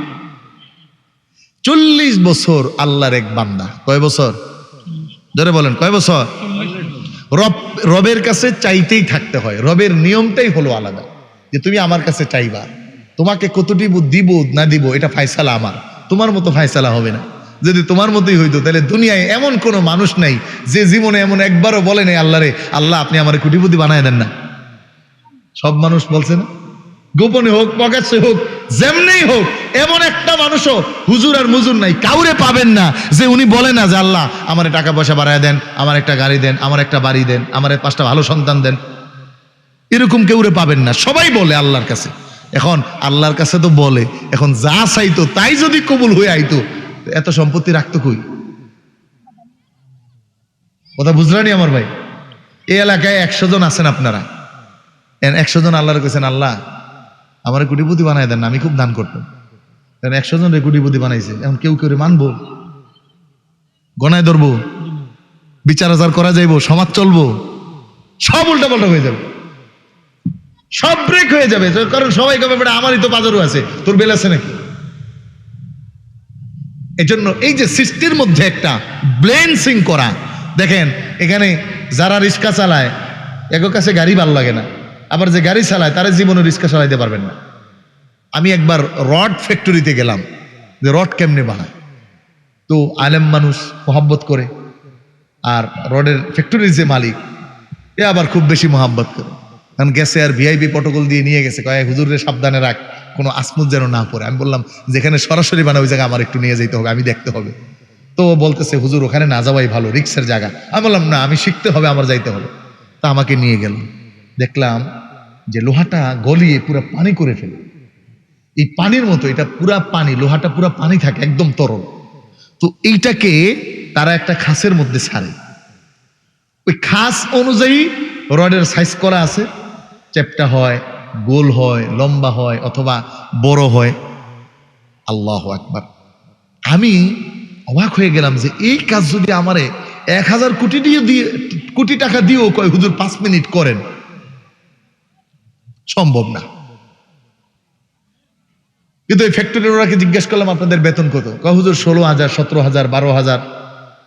উনি আবার ওইটাই করতেছে।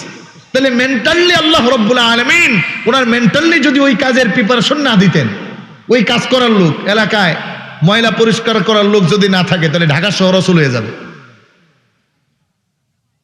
তাহলে একটা মানুষ যে ময়লা পরিষ্কার করে, আপনি আমি ময়লা দেখলে নাক ধরি, আর উনি ময়লার মধ্যে ডাইরেক্ট ঢুকে পরিষ্কার করতেছে। এই যে সৃষ্টির বৈপরীত্য, সৃষ্টির এই সৌন্দর্য, এটা আল্লাহ তাআলা করেছেন, সুবহানাল্লাহ বলে। এই জন্য সব মানুষের দোয়া কবুল হয় যদি সেটা ইখলাস থাকে, একনিষ্ঠ থাকে, হয়তো সেটা কবুল হওয়ার ধরন আলাদা। তো পয়গম্বর ইব্রাহিম বলতেছেন আল্লাহর কাছে হেদায়েতের জন্য দোয়া করতে হয়। আল্লাহ শিখিয়ে দিয়েছেন দোয়া করো, লা তুজিগ কুলুবানা বা'দা ইদ হাদাইতানা ওয়া হাব লানা মিন লাদুনকা রাহমা ইন্নাকা আনতাল ওয়াহ্হাব। ও আল্লাহ, আপনি ছাড়া তো হেদায়েতের মালিক আর কেউ না, আপনি ছাড়া তো দেওয়ার মালিকও আর কেউ না, আপনি ছাড়া তো বড় করার মালিকও আর কেউ না। এই যে তারেক রহমান জনসমাবেশে কি বলছে? আল্লাহ আপনি রহিম, আপনি দয়ালু, আপনি ছাড়া উপায় নেই। পৃথিবীর যত বড় প্রেসিডেন্ট হোক, ফেরাউন খোদা দাবি করছে, কিন্তু রাত্রে যায় কইতো আল্লাহ আপনি না দিলে তো আমার খোদাগিরি শেষ। এই জন্য চাইতে হবে, বলেন কার কাছে? হেদায়েত দিবেন কে? হেদায়েত দিবেন কে? হেদায়েত দিবেন আল্লাহ। এই হেদায়েত পাওয়ার জন্য আগ্রহ প্রকাশ করা। ইব্রাহিম আলাইহিস সালাতু ওয়াস সালাম বললেন না, যেইটা এরকম বড় হওয়ার পরে আসতে চলে যায় ওইটা আমাকে হেদায়েত দিতে পারে না, বরং এটার পিছনে যদি আমি থাকি তাহলে আমি হেদায়েত শূন্য হয়ে, মাহরুম হয়ে আমি আল্লাহর জাহান্নামে যেতে হবে, পথভ্রষ্ট হয়ে যাবে। তাফসীরের কিতাবের মধ্যে রেখে পয়গম্বর ইব্রাহিম আলাইহিস সালাতু ওয়াস সালাম এখন পর্যন্ত তাওহীদের দিকে খুঁজে পান না। তাওহীদ কোথায়, তাওহীদ কোনটা, কিছু খুঁজে পায় না। এবার দিনের বেলা সব মানুষগুলো সূর্য যখন উদিত হয়েছে সবাই বাইর হয়ে গেছে, সূর্যের পূজা শুরু করেছে।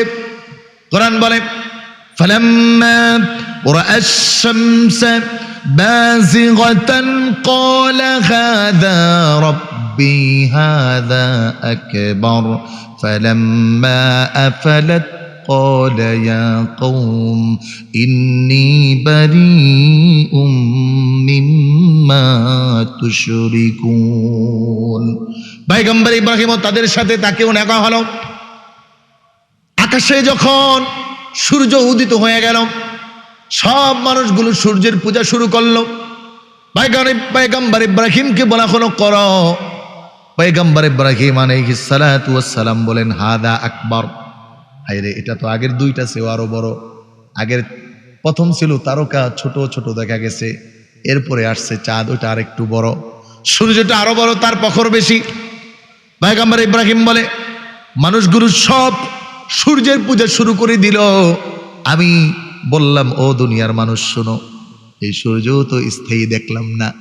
যখন সন্ধ্যা গনিয়ে গেল, সূর্য অস্তমিত হয়ে গেল, পয়গম্বর ইব্রাহিম বললেন, ফালাম্মা আফালাত, ও আমার সম্প্রদায়, ও আমার চাচা, ও আমার গোষ্ঠীর মানুষেরা, ও আমার দেশের মানুষেরা, ও আমার সন্তানেরা, ও কিয়ামত পর্যন্ত আমার যেই মুসলিম সন্তানেরা আসবা, তোমরা শুনে নাও, তোমাদের আদি পিতা ইব্রাহিমের ভাষ্য আমি সেই দিন বললাম, ফালাম্মা আফালাত, যেটা অস্তমিত হয়ে যায়, এইটা আমার রব হতে পারে না, এটা আমার প্রভু হতে পারে না, এটার পূজা, এটার গোলামি আমি ইব্রাহিম করতে পারি না।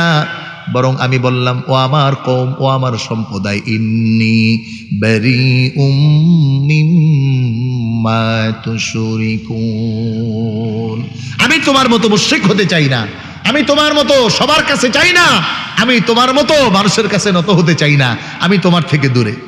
এবার পয়গম্বর ইব্রাহিম বললেন, শোনো, আমি বললাম, ও সম্প্রদায়, আমি তোমাদের সাথে নাই, ও চাচা, ও বাবা, ও জেঠা, ও খালু, আমি তোমাদের সাথে নাই, বরঞ্চ তোমরা যাদের ইবাদত করো আমি তার ইবাদত করতে পারি না, বরঞ্চ আমি একজনের দিকে মুতাওয়াজ্জি হচ্ছি, আমি একজনকে আমার রব হিসাবে মান্য করতেছি। কোরআন বলে, ইন্নী ওয়াজ্জাহতু ওয়াজহিয়া লিল্লাযী ফাতারাস সামাওয়াতি ওয়াল আরদা হানিফান ওয়া মা আনা মিনাল মুশরিকিন।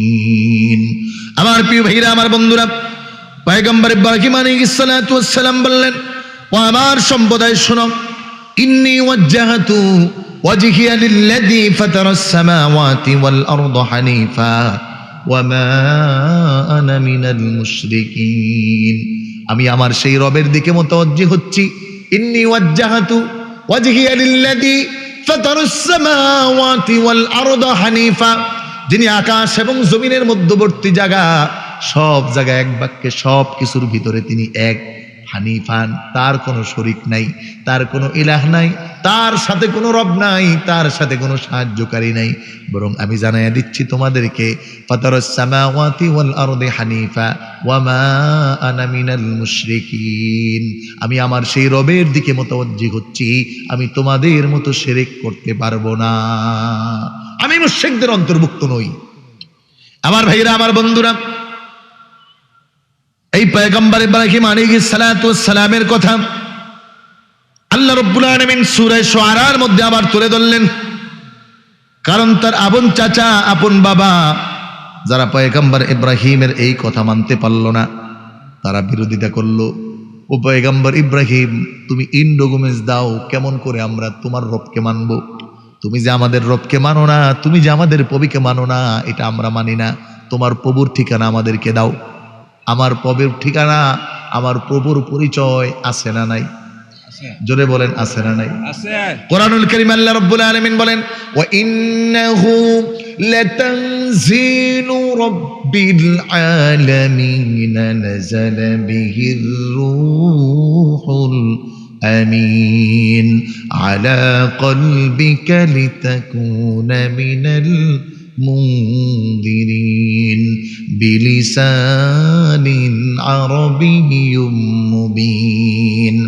পয়গম্বর ইব্রাহিম তার আওয়াজ তুলে ধরলেন, শোনো, আমার রব পরিচয় দেয়, ওয়া ইন্নাহু লাতানজিলু রাব্বিল আলামিন, তিনি সেই আল্লাহ যিনি সব নবীদের কাছে একজন ফেরেশতা পাঠিয়েছেন। আল্লাহু আকবার বলেন। তিনি কোরআন নাজিল করেছেন, তিনি 500 সহিফা নাজিল করেছেন, তিনি 1,24,000 পয়গম্বর প্রেরণ করেছেন। তিনি আকাশের মালিক, তিনি জমিনের মালিক, তিনি সব ক্ষমতার মালিক, তিনি রিজিকের মালিক, তিনি হায়াতের মালিক, তিনি সুস্থ রাখার মালিক, তিনি অসুস্থ রাখার মালিক। জবান খুলে আওয়াজ করে বলুন, তিনি কে? ইব্রাহিমের সম্প্রদায় বলে, এটা কি বলো, আমরা কেমনে এটা মানতে পারি?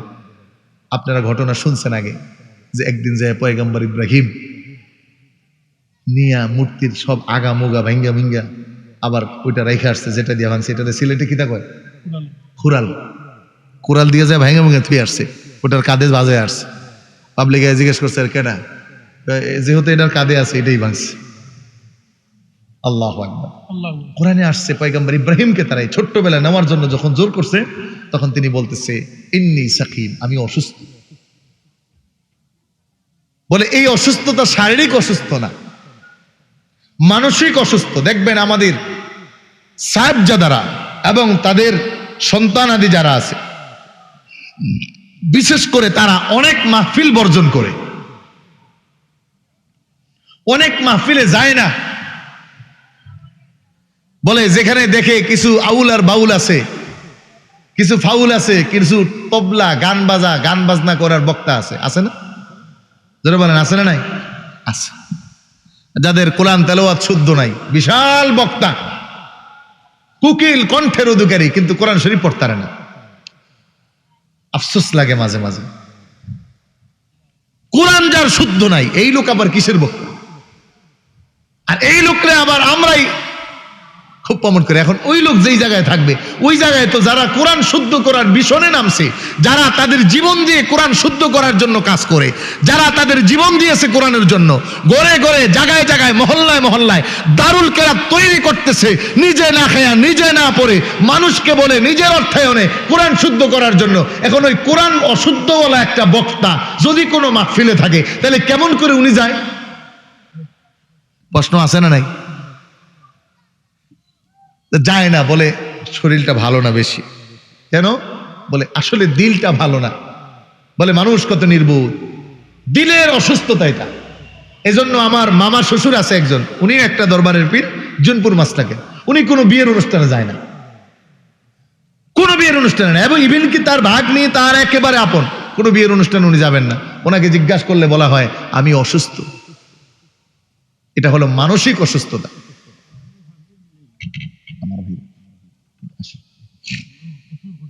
জি জি, আমি সমাপ্ত করবো, প্রায় 11:30, 1.5 ঘন্টা চলতেছে। আমি শেষ করি, প্যাটার্নটা ধরে রাখলে অস্বস্তি লাগবে আপনাদের।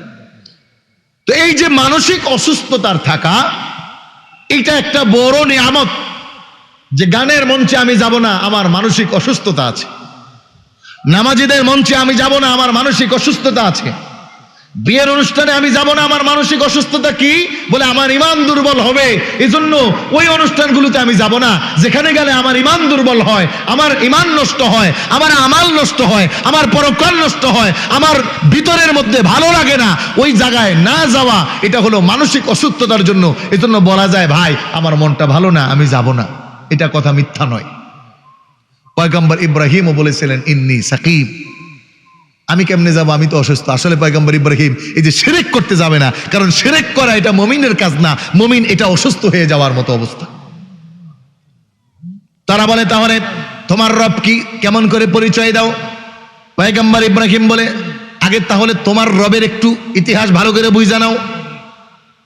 তুমি যারে রব মানো, তোমার রবের ইতিহাসটা আগে আমারে বুঝাও। আল্লাহু আকবার। পয়গম্বর ইব্রাহিম বলে তোমার রব যে, তুমি যে যারে খোদা মানো, মূর্তি, এটা কি কানে শুনতে পায়? কি বলেন, মূর্তি কানে শুনে? জোরে বলেন, কানে শুনে?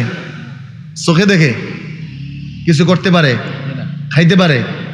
যদি খাইতে পারতো আর হাত মুতলে আড়াইতো, তো যখন পাড়া দিয়ে ডুবায় তখন তো থাবত দিত। যদি লড়তেই পারতো তাহলে যখন পাড়ায় দেয় তখন তো থাপ্পড় দিত। পয়গম্বর ইব্রাহিম বলতেছে এই শোনো, তোমরা আমার রবরে চিনো না, তোমরা মূর্তির কোয়ালিটির আগে বুঝো। আল্লাহু আকবার। কোরআন কারিমে বলেন ক্বালু ওয়া ইয ক্বালা লিআবিহি ওয়া কওমিহি মা তা'বুদুন। আল্লাহ রাব্বুল আলামিন জানায় পয়গম্বর ইব্রাহিম বলে ক্বালু না'বুদু আসনামান ফানাদুল্লু লাহা আকিফিন। এই বেটা তোমরা তো পুরা অন্ধ, কার ইবাদত করো? এটা তো কিছু দেখে না। বলে ক্বালা হাল ইয়াসতামিউনাকুম আও ইয়াদুররুন। তাহলে বলো তো তোমরা যে মূর্তির পূজাটা করো, এটা কি শুনে নাকি এটা কারো কোনো ক্ষতি করতে পারে বা ভালো করতে পারে? এরপরে আবার পয়গম্বর ইব্রাহিম তাদেরকে প্রশ্ন করতেছে আও ইয়ানফাউনাকুম আও ইয়াদুররুন, কোন উপকার কি অপকার এটা কি তোমাদের মূর্তি তোমরা যারা মানো এ করতে পারে? আবার পয়গম্বর ইব্রাহিম আলাইহিস সালাতু ওয়াস সালাম বলতেছেন শোনো, তোমাদের মূর্তির অবস্থা তো এই, আর আমার রবকে জানো? আল্লাহু আকবার, আল্লাহু আকবার। আমার রব তিনি যিনি আমাকে সব কিছু দেন, খাওয়ান, পরান, বাঁচান, রিজিক দেন, হায়াত দেন। সুবহানাল্লাহ পড়বেন না? সুবহানাল্লাহ। আরো জোরে বলেন। ইব্রাহিম বলতেছে, দীর্ঘ কথা সংক্ষেপ করতে বলছে হুজুরের জন্য, শুধু অতটুকু কথা আমি বলছি। পয়গম্বর ইব্রাহিম বলতেছেন, আমার রবের পরিচয় নাও। আল্লাযী খলাকানি ফাহুয়া ইয়াহদিন ওয়াল্লাযী হুয়া ইউতঈমুনি ওয়া ইউসকিন ওয়া ইযা বাগিতু ফাহুয়া ইয়াশফিন ওয়াল্লাযীনা وَإِذَا مَرِضْتُ فَهُوَ يَشْفِينِ وَالَّذِينَ আমার রব হলো এমন যিনি আমাকে অসুস্থ হলে সুস্থ বানায়। সুবহানাল্লাহ। আরো জোরে বলেন। সুস্থ করে কে? আল্লাহ। ওষুধে? ওষুধে? আল্লাহ। তাহলে বৃদ্ধ হয়ে গেলে ওষুধ খায় কি খায় না? সুস্থ তো আর হয় না, আছে না নাই? এমনও রোগ আছে 12 লক্ষ টাকা একটা ইঞ্জেকশনের দাম, দেওয়ার পরও ভালো হয় না। ডাক্তাররা বলে আমাদের কাছে আর কিছু নাই। এজন্য পয়গম্বর ইব্রাহিম বলতেছেন, আল্লাযী খলাকানি ফাহুয়া ইয়াহদিন, তিনি আমার রব, যে আমাকে বানিয়েছেন এবং হেদায়েত সেই দিতে পারেন। আল্লাহু আকবার। সব জায়গায় আগে রবের কাছে হেদায়েত চাইতেছে। এজন্য আমরা যারা মুসলমানের ঘরে জন্ম নিয়েছি মনে করছি তো মুসলমান হইছি তো হইছি। আমি আমার প্রায় আলোচনায় বলি যে আমাদের এখন মুসলমানের কোয়ালিটি হলো মুসরা খা আর গরু খায়ও মুসলমান। এক লোক চুরি করতো, ইমাম সাহেব হুজুর জুমার দিন আলোচনা করছে যে কোরবানির ঈদে পশু জবাই করলে পশুর পশমে পশমে নেকি। তো মিস্টার সুর মহাদয় ওই ওয়াজ শুনে খুব ভালো লাগছে, নিয়ত করছে এই বছর বাঁচি আর মরি, এবার কোরবানি দিব, কারণ পশমে পশমে নেকি, এটা আমার সারা যাবে না। কোরবানির আগের দিন গরু একটা চুরি করে আনছে। ইমাম সাহেব হুজুর রে ঈদের নামাজের আগে গরু জবাইয়ের 1000 টাকা দিয়া কয়, এই বছর কিন্তু সভাপতির গরু আগে জবাই হবে না, আগে হবে আমারটা। ইমাম সাহেব হুজুর একটু বেতাল মানুষ, তো সমাজে কিছু বেতাল মানুষ আছে না, ঠিক আছে, নামাজ পড়ে গরু জবাই দিছে। জবাই শেষ হয়েছে আর ইমাম সাহেব হুজুর ওই চোরের হাত ধরে কইতেছে, ভাই জবাই তো হয়েছে, নামাজের আগে টাকাটা দিচ্ছেন, তখন থেকেই ভিতরে জল্পনা আর কল্পনা, আপনি যেতটুকু কাজ করেন ওটা আমি জানি, গরু কই পাইছেন? এখন ইমাম সাহেবরে দিছে চোরে ধমক, হুজুর গত শুক্রবারে ওয়াজ কি আমি করছি না আপনি করছেন? ইমাম সাহেব বলে আমি করছি। তো ঠিক আছে, আপনি বলেন নাই যে পশমে পশমে নাকি? হ্যাঁ বলছি তো, এটা তো হাদিস, রাসূলুল্লাহ বলছে। তা আমি তো ওখানে ওয়াজ শুনছি, এত ভালো লাগছে হুজুর, জীবনে কত গুনাহ করছে তার ঠিক নাই, কিন্তু এবার নিয়ত করছি কোনোভাবে পশমে পশমে নেকি এইটা ছাড়বো না, এই জন্য গতকালকে গরু এটা চুরি করে আনছি। এখন আমাকে ইমাম সাহেব কইতেছে, তো চুরি করে আনলে লাভ হইলো কি? আপনি কোরবানি দিলেন, তো হুজুর চুরি করলে গুনাহ কয়টা? কয়েকটা। তাহলে একটা গুনাহ আর সোয়াব হলো পশমে পশমে। সোয়াব কি? এত সোয়াবের ধাক্কায় এক গুনাহ থাকে নাকি? আর গোস্ত যা খামো এটা তো ফাওই খামো। আমাদের কোয়ালিটি হয়ে গেছে এটা। মুসলমানের ঘরে জন্ম নিয়েছি তো মনে করতেছি আমি একেবারে ফ্রেশ, ভালো হয়ে গেছি, আমার চেয়ে ভালো কে? অথচ আমি চুরি করতেছি, আমি জিনা করতেছি, আমি বাবাচার করতেছি, আমি জুলুম করতেছি, আমি বোনের হক মারতেছি, আমি ভাইয়ের হক মারতেছি, আমি এতিমের সম্পদ নষ্ট করতেছি, আমি আবার মানুষের উপর জুলুম অত্যাচার নির্যাতন করতেছি, আমি আবার আমার দলের বিরুদ্ধে যাওয়ার কারণে আরেক ভাইয়ের মাথার মধ্যে বারু দিয়ে লেছি। এরকম বাস্তবতা আছে না নাই? এজন্য পয়গম্বর ইব্রাহিমের উসুলটা কত চমৎকার। সব জায়গায় তিনি আগে বলতেছেন ফাহুয়া ইয়াহদিন, ও আল্লাহ আমাকে হেদায়েত দেন, ও আল্লাহ আমাকে হেদায়েত দেন, কারণ আমি আপনার পক্ষ থেকে হেদায়েত না পাইলে বড় মুসিবত হয়ে যাবে। আমি যখন আলোচনায় বসছি হুজুর একটা কথা বলছে, আমার আব্বা সবসময় বলতো সবার কাছে দোয়া চায়, দোয়া করবেন আল্লাহ যেন ইমানের সাথে মরণটা দেয়। হেদায়েত চাওয়া এটা, আল্লাহ এই হেদায়েতটুকু তুমি দাও, তোমার হেদায়েতের নূর দিয়ে আমার মরণ পর্যন্ত আমাকে ঈমান সহকারে রাখো, আর ঈমানের উপর আমার ইন্তেকাল করো। আল্লাহ পয়গম্বর ইব্রাহিম বলতেছেন আমার রব তো সে যে আমাকে বানানোর পরে হেদায়েতও দেয়। এরপরে আবার বলতেছে ওয়াল্লাযী হুয়া ইউতঈমুনি ওয়া ইয়াসকিন, সে আমাকে খাওয়ায়, সে আমাকে পান করায়। সে আমার অসুস্থ হয়ে গেলে শিফা করায়, সে আমার হায়াত দেয় আবার আমাকে মারে। আর তোদের যেই প্রভু, তোরা যার ইবাদত করো, সে তো শুনেও না, বুঝেও না, উপকারও করতে পারে না, অপকারও করতে পারে না।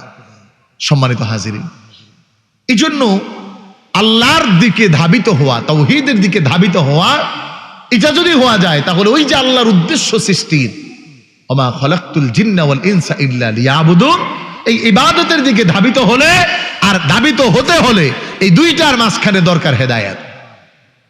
আর পয়গম্বররা এই হেদায়েতের দিকেই দাওয়াত দিচ্ছেন মানুষকে, হে মানুষ তোমরা সব ভালো কাজের দিকে আসো, মন্দ কাজকে ফেলে দাও।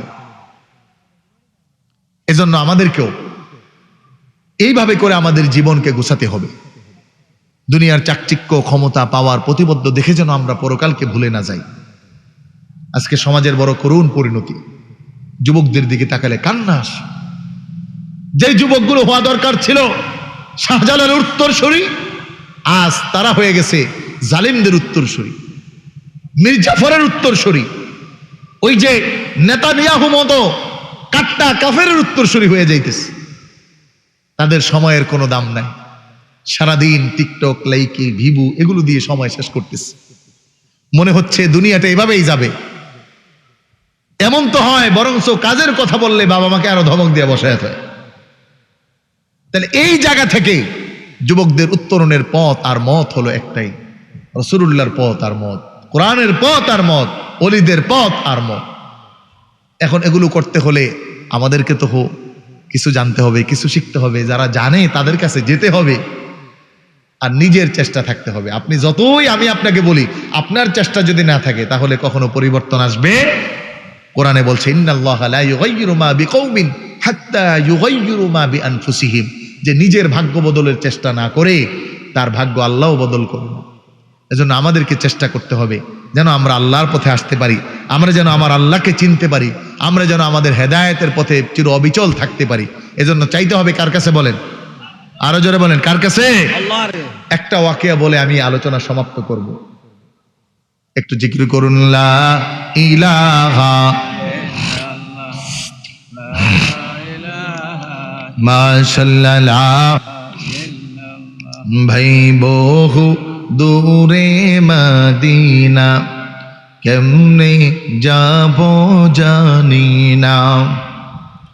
দয়াল আল্লাহ দয়া করো, দয়াল আল্লাহ দয়া করো, নসিব করো মদিনা, বলো লা ইলাহা মাশাআল্লাহ, লা ইলাহা লা ইলাহা ইল্লাল্লাহু মুহাম্মাদুর রাসূলুল্লাহ। জোরে জোরে বলুন সাল্লাল্লাহু আলাইহি ওয়াসাল্লাম। আমার ভাইরা, আমার বন্ধুরা, রবের কাছে চাইতে হয়, চাওয়ার মতো করে চাইতে হয়, আবার চাইতে চাইতে চির অবিচল থাকতে হয়। পাওয়ার আকাঙ্ক্ষায় ঝিনুকের মতো জবান খুলে ওই সমুদ্রের তলদেশে মুখ খুলে যে মুখ বসে থাকে, কতক্ষণে আকাশ থেকে এক ফোঁটা পানি পড়বে তার পর্যন্ত যাবে। এমন কিছু পানি আকাশের বৃষ্টির মধ্যে আল্লাহ রাব্বুল আলামিন দামি করে রাখছেন। ওই দামি পানিটা যখন ঝিনুকের ভিতরে পড়ে, ঝিনুকের জবানটা বন্ধ হয়ে যায়। ওই পানিটাকে আল্লাহ রাব্বুল আলামিন হীরাতে পরিবর্তন করে দেয়। এটার জন্য অপেক্ষা করে বসে থাকতে হয় ঝিনুকের, কোন পানিটা এরকম আর কোনটা তার কপালে ঝরবে। সব তো এমন নয়। আমার ভাইরা, আমার বন্ধুরা,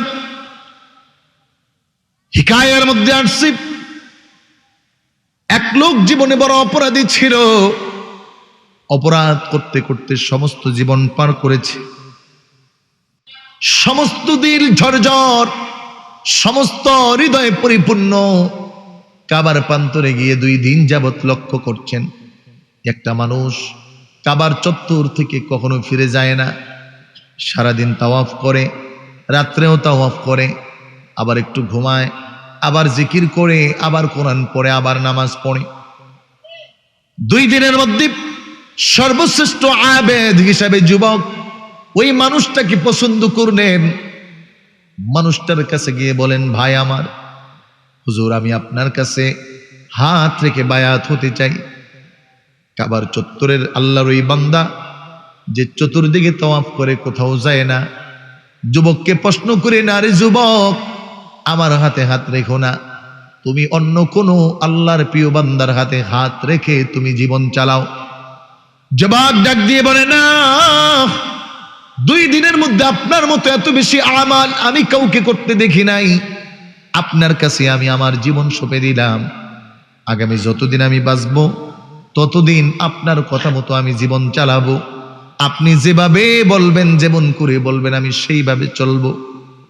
নাসুর বান্দা যুবক, আল্লাহর বান্দা, ওই ব্যক্তি কোনো উপায় না পেয়ে যুবককে বললেন, ঠিক আছে তুমি আমার সাথে থাকো। কয়েকদিন রাখলেন, তাওয়াফ করা শিখালেন। যুবককে নিয়ে নিয়ে তাওয়াফ করে লাব্বাইক আল্লাহুম্মা লাব্বাইক লাব্বাইক লা শারীকা লাক লাব্বাইক ইন্নাল হামদা ওয়ান নি'মাতা লাকা ওয়াল মুলক লা শারীকা লাক।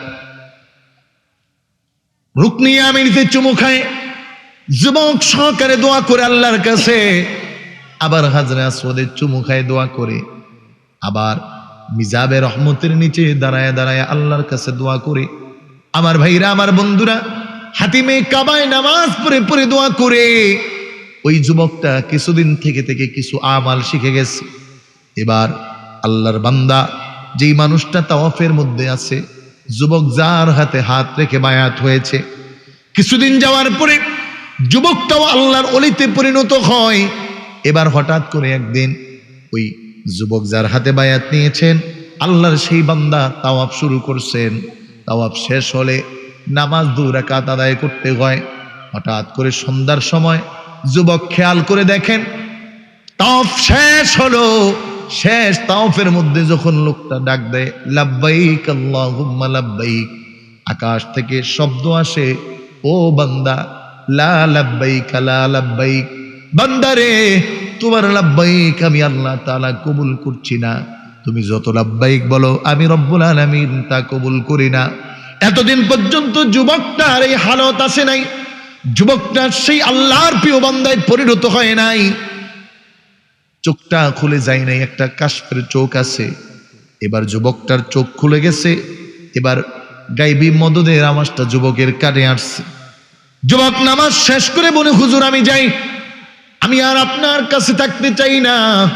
আল্লাহর সেই বান্দা ডাক দিয়ে বলে, কেন রে যুবক, এমন কি করেছিলাম আমি? যেই দিন তুমি আমার কাছে আসছো ওই দিন তোমাকে অনেক নিষেধ করার পরেও তুমি যাও নাই, আমার কাছেই তুমি থেকেছ। এত দিন চলে গেল, এখন কেন হঠাৎ করে চলে যাবা? তুমি চলে গেলে তোমাকে আমি ধরে রাখবো না, কিন্তু আমার একটা প্রশ্ন, তুমি কেন চলে যাবা? এবার ওই যুবকটা যে তার হাতে ভালো বায়াত গ্রহণ করে আল্লাহর ওলিতে পরিণত হয়েছে বলে, হুজুর এতদিন পর্যন্ত আমি শুনি নাই, কিন্তু আজকে আপনি যখন তাওয়াফ করতেছিলেন আমি যুবকের কানে আসলো লা লাব্বাইক আব্দি লা লাব্বাইক আব্দি, ও বান্দা তোমার লাব্বাইক আমি আল্লাহ কবুল করি না। হুজুর আপনার কাছে আর থেকে লাভ কি? আপনার লাব্বাইক তো আল্লাহ কবুল করে না, এই জন্য চলে যাইতেছি আপনার কাছে, আর আমি থাকতে চাই না। আমার প্রিয় ভাইরা, পুরুষাই এলাকার প্রিয় যুবক বন্ধুরা, পর্দার মা বোনেরা আমার, এবার ওই ব্যক্তি যাকে যুবক পীর মেনেছে, উস্তাদ মেনেছে, তিনি চোখের পানিটা ছেড়ে দিলেন। চোখের পানি ছেড়ে ডাক দিয়ে বলেন, ও যুবক রে, তুমি তো একদিন এই কথা শুনছো, একদিন মাত্র তুমি শুনলে আল্লাহর পক্ষ থেকে আওয়াজ আসতেছে আমার লাব্বাইক আল্লাহ কবুল করবেন না, যার কারণে তুমি আমাকে ছেড়ে অন্যদিকে মুভ করতেছো। কিন্তু যুবকরে শুনে যাও, আমি এই গুনাহগার ওয়াদম আজকে 1 দিন আর 2 দিন নয়, 40 বছর পর্যন্ত এই শব্দটা শুনতেছি আল্লাহর পক্ষ থেকে। আল্লাহ বলে, না তোর লাব্বাইক আমি কবুল করলাম না। আর আমি বারবার বলি, আল্লাহ তুমি ছাড়া আমার আর কেউ নাই, লাব্বাইক আল্লাহুম্মা লাব্বাইক। আল্লাহ বলে, তোর লাব্বাইক কবুল না। আমি বলি, আল্লাহ তুমি ছাড়া আমার আর কেউ নাই। যুবক, আমার ছাড়া তো তোমার অনেক হুজুর আছে, অনেক আল্লাহওয়ালা আছে, অনেক ব্যক্তির কাছে তুমি যেতে পারো, কিন্তু আমি তো আমার রবরে ছাড়া আর কারো কাছে যেতে পারি না। আজকে 40 বছর আমার রব আমাকে বলে আমি তোর কবুল করি না, কিন্তু আমি আমার রবের কদম ছাড়ি না, আমি আমার রবকে ডাকতে ছাড়ি না, আমি আমার রবকে এক ওয়াক্তের জন্য ভুলি না। ও যুবক, যাও যাও যাও, তোমার ব্যাপারে আমার আর কোনো কথা নাই, যেহেতু আমার রব ছাড়া আমার কোনো গতি নাই। তুমি যাইতে পারো, কিন্তু আমি যাইতে পারি না। 40 বছর ধরে করতেছি, আমার জীবন যতদিন পর্যন্ত আছে অতদিন পর্যন্ত আমার রব ছাড়া আমার আর কেউ নাই। কিতাব বলে বান্দার এই কথা আল্লাহর কাছে, আল্লাহর আরশে ঢেউ তুলে দিয়েছে। এবার গাইবি আওয়াজ আসলো, ও বান্দা, 40 বছর আসলেই তো তোর আল্লাহ কবুল হয় নাই, কিন্তু আজকে এমন এক কথা বলছো, তোমার লাব্বাইক না রে খালি আল্লাহ রব্বুল আলামিন তোর জীবনের যত গুনাহ আছে সব মাফ করে আল্লাহর ওলিদের খাতায় তোমার নামটা আরশের মালিক, তামাম দুনিয়ার মালিক আল্লাহ উঠে আনিয়েছে। যাও বান্দা, সব মাফ করে দিলাম। আমার ভাইরা, আমার বন্ধুরা, আমাদের অবস্থা হলো যুবকের মতো। আর আল্লামা সাহেব কেবলা ফুলতুরি রহমতুল্লাহি আলাইহি চলে গেছেন, সারাটা জীবন কান্না করতে করতে গেছেন। বড় সাহেব এখনো সারাটা জীবন কান্না করেন, আল্লাহওয়ালা স্যার সিনার জমিনে ঘুমায় কান্না করতে করতে যায়। তারা কোনোদিন বলে না, কোনোদিনও বলে না আমার সব হয়ে গেছে, পেয়ে গেছি, আমার রব হয়ে গেছে। বরঞ্চ যত রবের কাছে যায় তত রবের প্রিয় হয়, মনে করে রব মনে হয় আমাকে ভুইলা গেছে। আল্লাহ যত ভালোবাসে বান্দা আরো আল্লাহর প্রতি ভালোবাসা বাইরা যায়। আল্লাহ যত ভালোবাসে ওই ভালোবাসার প্রকাশ একটু যদি ভালো পায় তাহলে তারা প্রকাশ করে 1000 গুণে, আর আমরা প্রকাশ করি না 1 গুণেও। একবার চাওয়ার পরে না পাইলে বলি আল্লাহ আপনি মনে হয় আমারে ভালোবাসেন না। সারা জীবনে একবার চাইছি,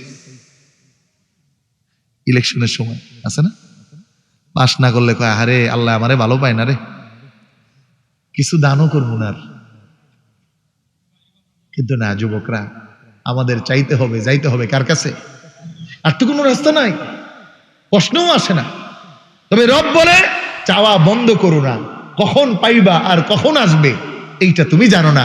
বুখারীর হাদিস, রাসূল বলেন সমস্ত জিন্দেগি জিনা করেছে, জিনা, পর পুরুষের সাথে ঘুমাইছে সারা জীবন। বলে একটা কুকুরকে খালি একটু মায়া লাইগা মৌজাটা ভিজাইয়া ওই মৌজার ভিজানো পানিটা কুকুরের জবানে ঢালছে, আল্লাহ বলছে ভালো লাগে গেছে তোকে, যা সারা জীবনের জিনার গুনাহ মাফ করে তোকে মাফ করে দিল। এই জন্য আমাদেরকে রবের কাছে চায়া থাকতে হবে, আল্লাহর কাছ থেকে সরা যাবে না। আর বান্দা যখন এমন ভাবে চায় তখন রব বলে আমিও তোকে ফিরাই না। সম্মানিত হাজিরিন, আমি আর আমার আলোচনাকে দীর্ঘায়িত করব না, 11টা 43 বেজে গেছে। এই সামান্য সময়টুকু আপনাদের খেদমতে কোরআন থেকে কিছু বলার চেষ্টা করেছি, কিছু যেন অন্তত আমাদের বুঝ আসে। আল্লাহ তাআলা যেন আমাদের এই আমালের জিন্দেগি গঠন করার তৌফিক দেয়, বলুন আমিন। আগামী 15 তারিখ বালাই হাওয়ারের ইসালে সোয়াব মাহফিল মনে আছে তো? আছে ইনশাআল্লাহ, অংশগ্রহণ করবেন। কত কত মন চোখের পানি ঝরে ওইটা কিয়ামতের দিন পাওয়া যাবে আর কি। কারণ হাদিসে আসছে বান্দার চোখের পানি আল্লাহ সংরক্ষণ করেন। এখন আপনি আমি বুঝি না, এই বড় জামায়াতের সাথে জীবনে অনেক চাওয়া আছে যেটা আপনি বললে হয় না, কিন্তু সবার সাথে যখন বলে তখন আল্লাহ কবুল করতে পারে। এজন্য 15 তারিখের দাওয়াত দিলাম, সবাই যাবেন। বিশেষ করে বড় সাহেব সহ সকল সাবজাদার জন্য দোয়া করবেন এবং বাংলাদেশের হক্কানি যত পীর মাশায়েখ আছেন সকলের জন্য দোয়া করবেন। এই হক্কানি ওলামায়ে কেরাম যারা আছেন তাদের সাথে দোয়া করবেন, সম্পর্ক রাখার চেষ্টা করবেন। হুজুরের ব্যাপারে আমি অল্প একটু শুনেছি, সারাটা জীবন ইলমের খেদমত, দ্বীনের খেদমতে অতিবাহিত করেছেন। এখনো আশা করতেছেন আল্লাহ বাকি জিন্দেগি যেন ইলমের খেদমত করতে পারি, মানুষের উপকারে জীবন চালাতে পারি। আমরা দোয়া করছি আল্লাহ তাআলা যেন হুজুরের হায়াতে বরকত দেয়, বলেন আমিন। এবং হুজুরকে যেন আল্লাহ রাব্বুল আলামিন আরো ব্যাপক খেদমত করার তৌফিক দেয়। এবং আমি খাস দোয়া করছি আমার আব্বা নাই, আমার বাবার মতো করে আল্লাহ যেন হুজুরকে ঈমানের উপর মরণ দান করে বলেন আমিন। আমা তৌফিক ইল্লা বিল্লাহ। আমি আর বাড়াচ্ছি না, আমরা একটু দাঁড়িয়ে নবীকে সালাম দিব।